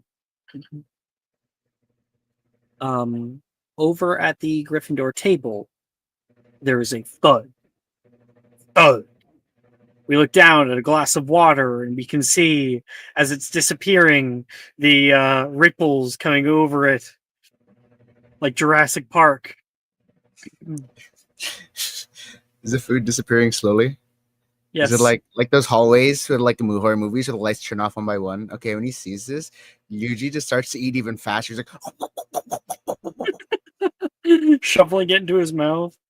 And he all you're gonna make yourself sick. Hello, everyone. I am your head of house, Rubius Hagrid. Just call me Hagrid, though, if you like, or Professor. Gonna be leading up to Gryffindor Tower now. Oh, cool! We have the giant as our house lead. I think Hagrid looks down at you like there was a time where that wouldn't have been very cool. And I think he's really happy about that comment. If you'll just follow me. You got to remember, the way that the rest of the Wizarding World looks at part giants is that they're dangerous and violent. Oh No, man, am I racist? He's everything she wants to be. He's big. He looks strong. She's in love with Hagrid. He's such a sweetheart. Yeah, with the times, old man. The journey up to Gryffindor Tower leads you to the portrait past the moving staircase, the portrait of the fat lady. Now, it is important to state that big fucking tower at school, that is not Gryffindor Tower. Gryffindor Tower is one of the like smaller side towers. I know this because I owned at the time a blueprint for the Half-Blood Prince Hogwarts castle that I based my shit off of. And there was a little note that said Gryffindor Tower pointing to a specific one. If you want to see pictures of it, you can go to Hogwarts locations under the reference categories. With a knowing smile, she swings open after hearing Hagrid speak out. Oh, what was it again? Oh, right. Purple pastels. Revealing the common room. You all walk in, but Hagrid is too big to enter. The room is a vibrant celebration of the house colors. Plush furniture and rich and red gold, inviting you to rest after your long day. Portraits of past Gryffindor alumni adorn the walls, their painted eyes following your every move with approval. A fireplace crackles in the corner, its warmth permeating the room, casting flickering shadows that dance across the stone walls. The air smells of burning wood and a hint of something sweet, like caramel, a scent that's both comforting and invigorating. And you can see little signs that say, boys' dorm, girls' dorm, and pointing up one to the other. 2 stairwells. Violet's gonna try to run up the boys because she was told that they changed the slides and she doesn't know if it works for the girls going to the boys' room, so she's gonna try to run up to the boys' room. You run halfway up the stairs and stop, and nothing happens. It's completely sexist. Yep. Cool. You can enter the boys' dorm whenever you want because JK is not a good feminist. Heck yeah. Not a feminist at all, really, but, go fuck her. I like how Alex kept that rule in, but changed things like animals are only in 3rd year. Mm-hmm. Well, if we think if we think that the castle was like built in the 1600s or something like, it is understandable that it's very sexist. Well, here's the thing, Gabby. Here's the thing, because JK claims that the Wizarding World doesn't have sexism. And she's talking even in antiquity and everything. It's been like this separated place. So she makes this claim and then has an inequality there where boys aren't protected but girls are. Yeah. Yeah, Joanne has some of the most interesting takes. People rights, feminism, not exactly her turf. Mm-hmm. Yeah. Violet can I mess think with the boys. I think calling Joanne a feminist is generous at best. I still think my favorite thing. Sorry, I got something stuck in my throat. I still think my favorite thing was when Ursula K. Le Guin wrote about Harry Potter, and she was like, "Who is that? Man, J.K. Rowling just seems like she's really stupid." Right? who is that though? Ursula K. Le Guin. She wrote, Hand of Darkness. She wrote the Earthsea Chronicles. Yeah, very famous sci-fi author. But no. She was a fantasy, I believe. Because the Earthsea novels were magic. Yeah, it's really fair. weird looking back. It's like because sci-fi any of the fantasy good writing, you look at it and it's not consistent, and so you're like, you really just stumbled into this, didn't you? You really just stumbled into something good here. One thing that'll always bring me peace is that the real sport of Quidditch changed its name to Quad Bowl to distance itself from J.K. Rowling. There was a real sport of Quidditch? Oh, do you mean Yes. like a sport that cropped up after the books? Yeah, it's whole themed around Quidditch. And then they changed the name. That's heartwarming. Yeah. Also, J.K. Rowling wasn't invited to the Harry Potter reunion. Uh-huh. For the movies. She just wasn't invited. A lot of people just didn't attend, too. Here's the quote from Le Guin. they asked her for her opinion on the Harry Potter novels because she's also a fantasy writer, and she was just like, I read it to find out what the fuss was about and remained somewhat puzzled. It seemed like a lively kids' fantasy crossed with a school novel, good fare for its age group, but stylistically ordinary, imaginatively derivative, and ethically rather mean-spirited. Yes. Yes. What J.K. Yeah. Rowling, and you might have seen this video by Brennan Lee Mulligan, is very, very true. What J.K. Rowling succeeded at was the vibe. She hit a vibe like no one's business. Does any of her world make a lot of sense? Not really, but the Why are we using vibe is owls? there. Using owls, yeah. And that is something to learn, like as a storyteller on my own, is that quite honestly, if you want to create something that's like a cult classic, you want to create something that's good, you have to have a solid vibe. So even in the gaps of what you're describing and what you're telling, people are able to kind of paint those with the same sort of colors and shades in their mind. And that's what I did with Sword on the Sticks, is I focused on making a really solid vibe. And then after that made a world that tried to make some sense. Tried. Yeah, if anyone isn't in that game, you need to run. That is so good. I'm waiting for a new one because I think I'm going to join one. But back to this game, she's going to try to ask Logan to run up the girls because she just wants to see the slide. You yell at Logan, come on up, go up there. And he's like, that's the girls' dorm. Just try it Better. out. You can do it. Do I give off girly vibes? He says. Oh, so much so? Sally says and goes up the stairs. I promise you it would be worth it. Is it labeled clearly which is boys, which is girls? Yes, but it's in English, Yuji. Okay. You walk up the girls? He, Not thinking? well, if I'm trying to remember the name, Violet goes up the boys' stairs, and Yeah, that's the doesn't one that slide gets you. down. Like, Fucks with oh, you. so then, oh no, Logan, I think she's saying this must be for the boys, and he goes up the girls' stairs.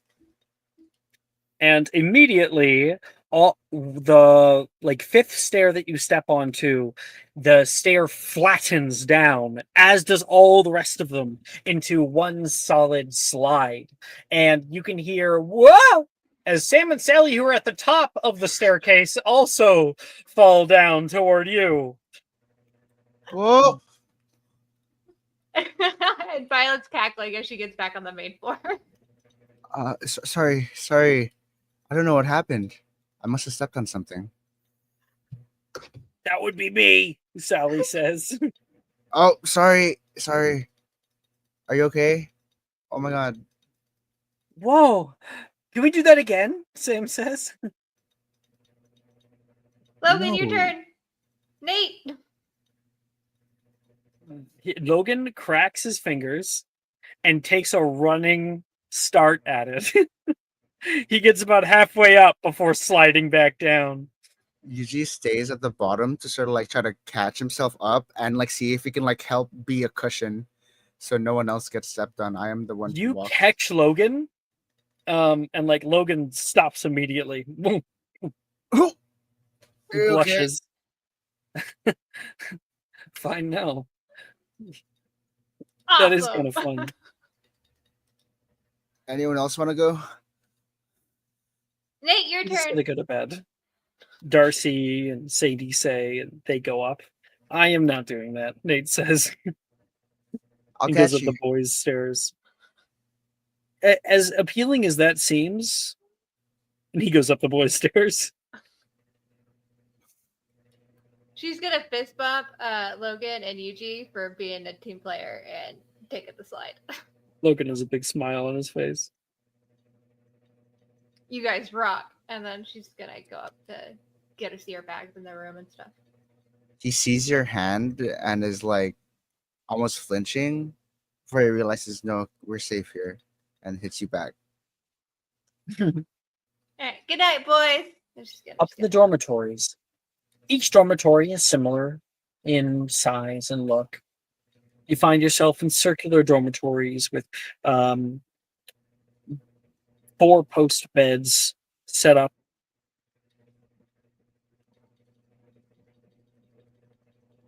She is going to walk over to her bed, and Mm. now, okay, out of character, is it possible for a letter to already be delivered? 'Cause I feel like her parents are going to find out that she set off the dung bomb in the train, and then she's already going to be in trouble. But I don't know. If No, I don't think you're going to get in trouble for that one. There was Okay. no evidence. Perfect. Okay. Well, then she's gonna see like her stuff, and she's like, I guess this is my bed.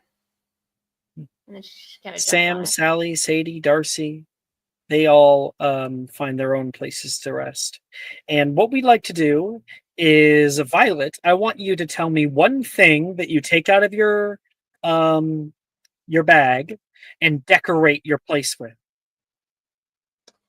She is going to have like dragon drawings, I guess, and she's gonna like place them all around, like just dragon things that have dragon stickers or Dragon posters and stickers, and you have a dragon plushie. Yeah. She just everything dragons is gonna be on her bed. Yeah, and that's how you personalize a little area. That's cute. Yuji, up in the boys' dorm with Nate and Logan. When you find your third bed, what do you put on it to personalize your space? His luggage is here, which isn't really saying much because his quote unquote luggage is just a larger duffel bag. And so what I imagine he pulls out is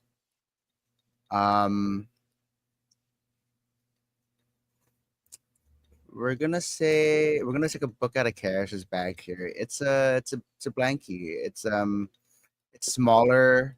It's clearly meant for a child even younger. But he holds it dear, clutches onto it, and then like sort of lays it underneath like whatever bed sort of has, sort of like a, I don't know how to explain it, but he just lays it on his like desk.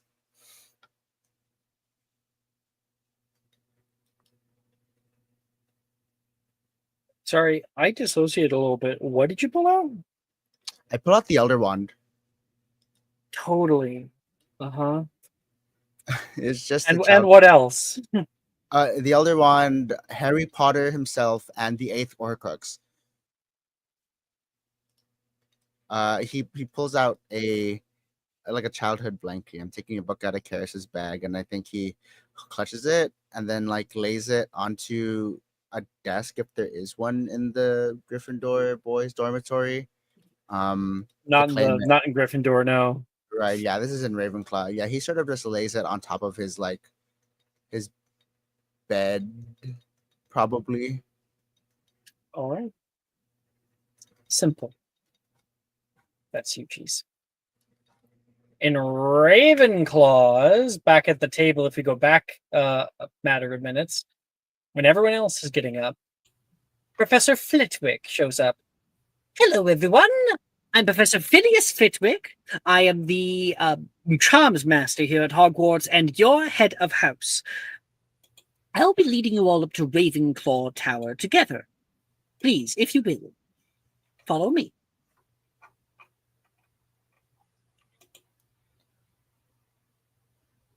I think Fiona tries to be first in line behind Flitwick. So Sophie's also trying to be first in line, though.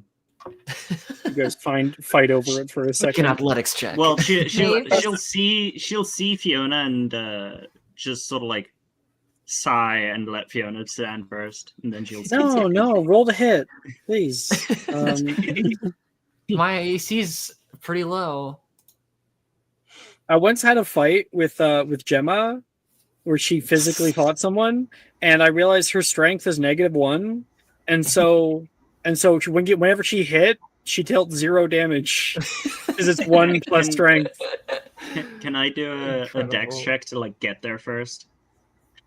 No, we're not gonna focus on this too much. Oh, I was joking. Ascending the ever-shifting staircases, following Flitwick, you find yourself before a door on the 7th floor. Its surface is graced by a brass eagle. The eagle poses a riddle. Where do vanished objects go? Flitwick answers, well, into non-being. That is to say, everything. That is acceptable. Its voice echoes in the stone corridor. Upon answering correctly, the door swings open with a soft creak. Inside, the common room is a circular haven of knowledge. Odd-looking bookshelves spiral upwards, their shelves laden with scrolls and materials of all shapes and sizes. The room is bathed in a soft, ethereal blue light that filters through the arched windows, casting long, dancing shadows. The air carries the distinct scent of parchment and ink, a testament to the house's unquenchable thirst for knowledge. Boys are on the left, girls are on the right. I do hope you all have a good night, and curfew ends at 6 a.m. You may leave. Doors will open then. Have a good night, everyone. I'll see you for charms tomorrow. Oh, Excuse me, Professor. Yes. Is there a bathroom in the tower, or are we not allowed to use the toilet until 6 a.m.? Up right across from your dormitories are shared showers and bathrooms. Thank you, Professor. There's also a kitchenette. You should still have a bit of hot chocolate if you want to make yourself some. He nods and turns around to leave. Oh, Professor. Another question? Oh, yes, I have one. Do you have a special small toilet for your little poops? No. There's a bunch of people who Fiona? laugh.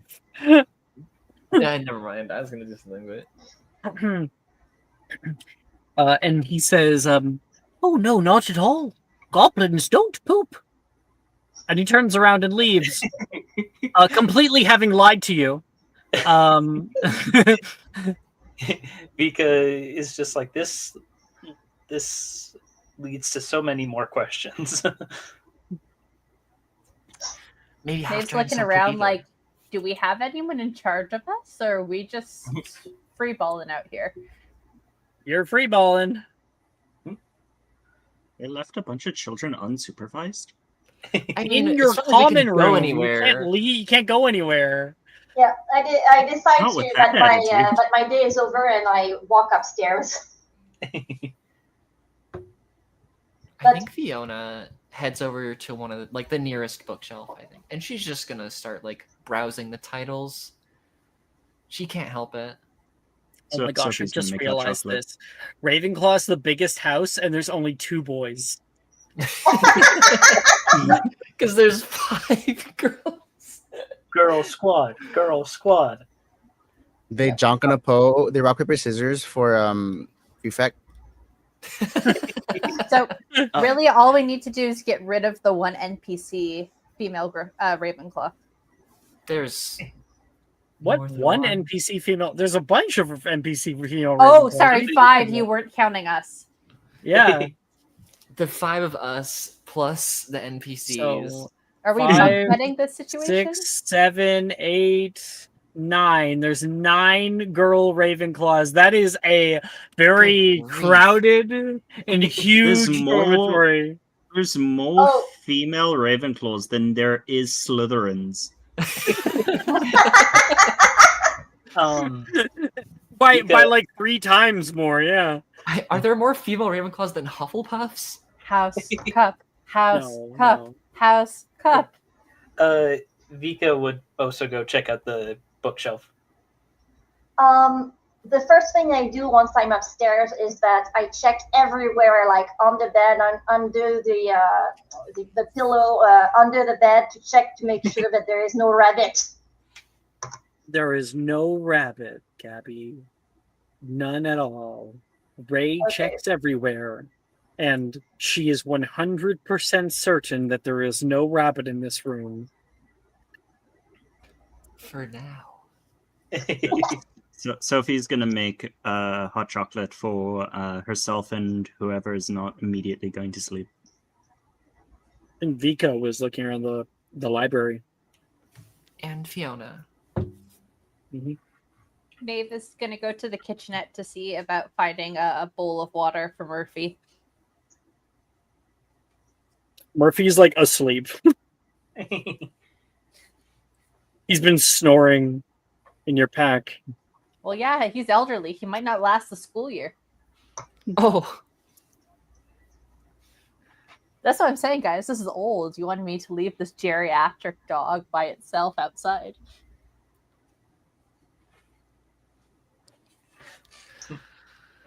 I plead the fifth.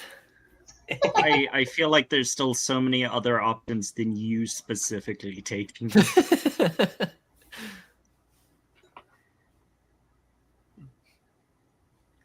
Maeve saw this dog and was like, "Yeah, I have to be the one to take care of him. No one else." Seems perfectly logical. Here's I my Well, dad. well, at least. He's my godmother's dog. Who else is gonna look after him? Your parents? One is dead. The other isn't around. I live with my elderly Hey, grandparents. we're supposed to find out in game. Oh, spoilers! Spoilers. I was asked questions. I just answered. But anyway, That's when you okay. go, you'll Bedtime. have to find out. That's for me to know and you to find out. Asks a random question, drops entire back. It all started when I was a very little child. Hey, Meep, how's it going? No, sorry, when I was born. It's like that moment in Brooklyn Nine-Nine when it's like, I can't believe I'm going to die without ever solving my twin sister's murder. It's like, what? It's like, yeah, that's why I joined the force, to solve my twin sister's murder. It's like, you never told me this before. On that note, Maeve's just gonna go scope out the bedroom. Well, I would like everybody please to say what they add to their little area. One of the 9 beds in here. Not What a do lot you of add to space. your little area? There is one difference when it comes to the Ravenclaw dormitory, of course. It is vibes are different than the Gryffindor. There's arched windows, and the dormitories are actually put up in like half moon crescent shapes. And there is each one has a little desk and a mini bookcase for you to add books onto and stuff. It's gonna be a really cramped bathroom. Okay. So for myself, I will add my 3 books that I have with me, plus my school books. There's a personal books on one. Sorry, I have the name in French. I don't remember the word in English, but I have on one space I have the personal book, and on the other I have the school books, and the rest is very sparse here. I really do not have much in terms of personal like. So Like, Ray's area is spilling over with books and not much more. Yep, and like supplies for homework, like quills and stuff like that. But that's it. Okay, that's Ray. What else are you guys adding to your areas to personalize it?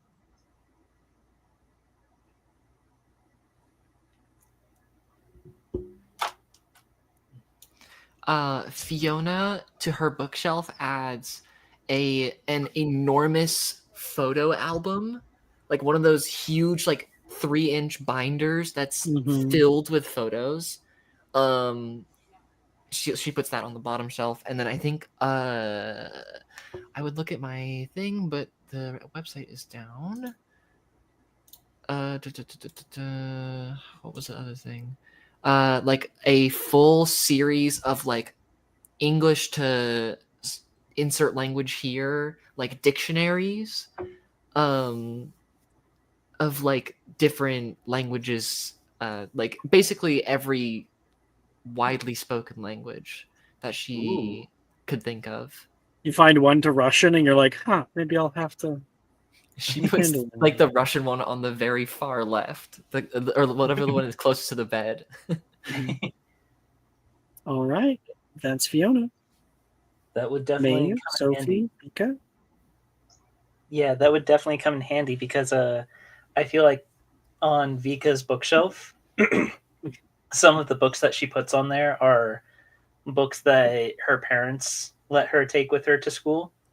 Um, so they're very much like, oh, this is more advanced than first year stuff, and it's probably more advanced than Vika can understand yet, but she still is like, no, I want to try. I want to get through this. But they are in Russian. Maybe she has one that's uh maybe she has one that's like not as advanced as the other books, um but like a little bit easier to get through, but it's in Japanese. Um but yeah, so she fills up her books or her bookshelf with those types of books, like um basically any books her parents would let her take with her, where she's like, no, no, no, give me a challenge. I want to read. I want to read that book that's a little bit too dense for me. Um, but but right next to her bookshelf, she'll put down her beater bat and everything. Before getting ready for bed and everything, just takes a few practice swings with it. Like Peter Bat has like a little mount on the wall for you to grab in the middle of the night if need be. yeah, like puts it underneath her pillow, like yes, ancient yes, the old proverb. The man who sleeps with weapon under pillow is a fool every night except for one. That's fun. Good night. Note to self, Drusilla says, do not spook Vika.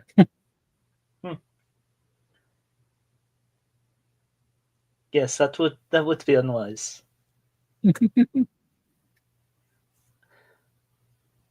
Um, also, I kind of like to imagine one thing she would do to personalize her area. But what's the team that Victor Crumb is on? Bulgaria. Bulgaria. I like to imagine she puts up a Bulgaria team poster, like Vika would tell anyone that she does not like Quidditch. She's not a fan, but it's Bulgaria. It's a matter of national pride. And Like, that is Vika. Exactly. Sophie, Maeve? Sophie's books are just a bunch of those like autism coloring in books for like Okay. grown up people. And there's like one really worn out one that's like for very small children that's like been colored in a lot, and next to them she puts the little case of children's clip-on jewelry next to it. It basically a bunch of stuff that she's used/can use to express herself. And that lovely GIF that Vika got you. My goodness. Yeah. You have a box just like this somewhere.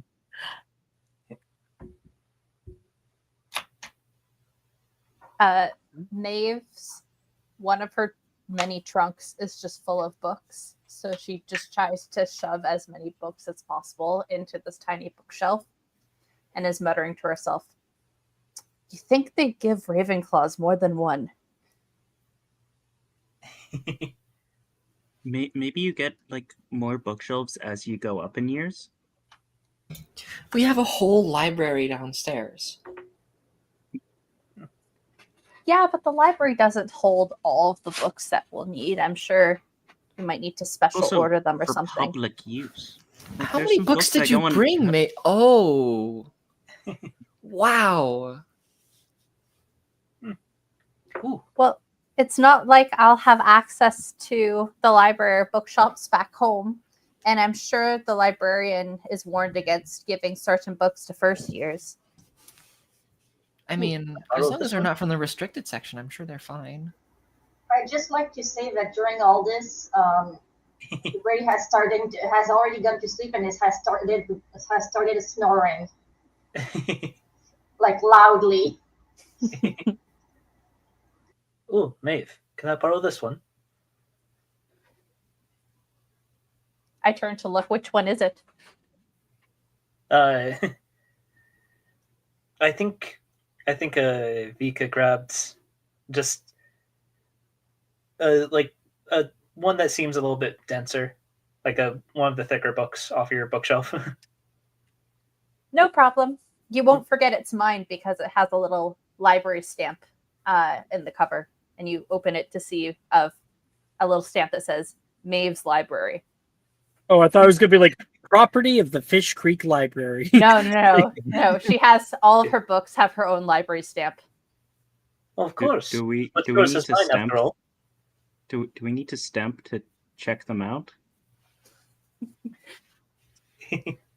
No, it's just so you remember where you borrowed it from. I'm hoping that in the curses and jinx, I'll eventually be able to enchant them to make there be consequences if you return them late. But I don't know any of those things yet. Well, we're all friends here. I mean, you know the saying. What's yours is mine. Well, I know where you live. Is that why you wanted to borrow a copy of Veritas Verto, the innocuous uses of transfigurations in investigations?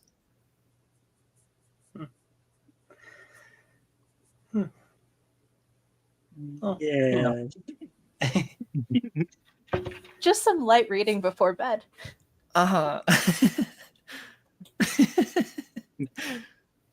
She'll raise an eyebrow. While they're bickering back and forth, Maeve is closing the curtains because we have 4 poster beds, right? Mm-hmm. Yeah. And we can close curtains. Yep.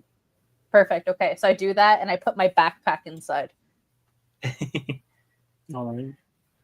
That is where we're going to fade here. As our new students lay down for rest, and the night greets them like an old friend. Their adventure at Hogwarts School has only just begun. Thank you, everyone, for playing. Thank you guys for watching. See you guys next time. Bye-bye. Thank you. Woo!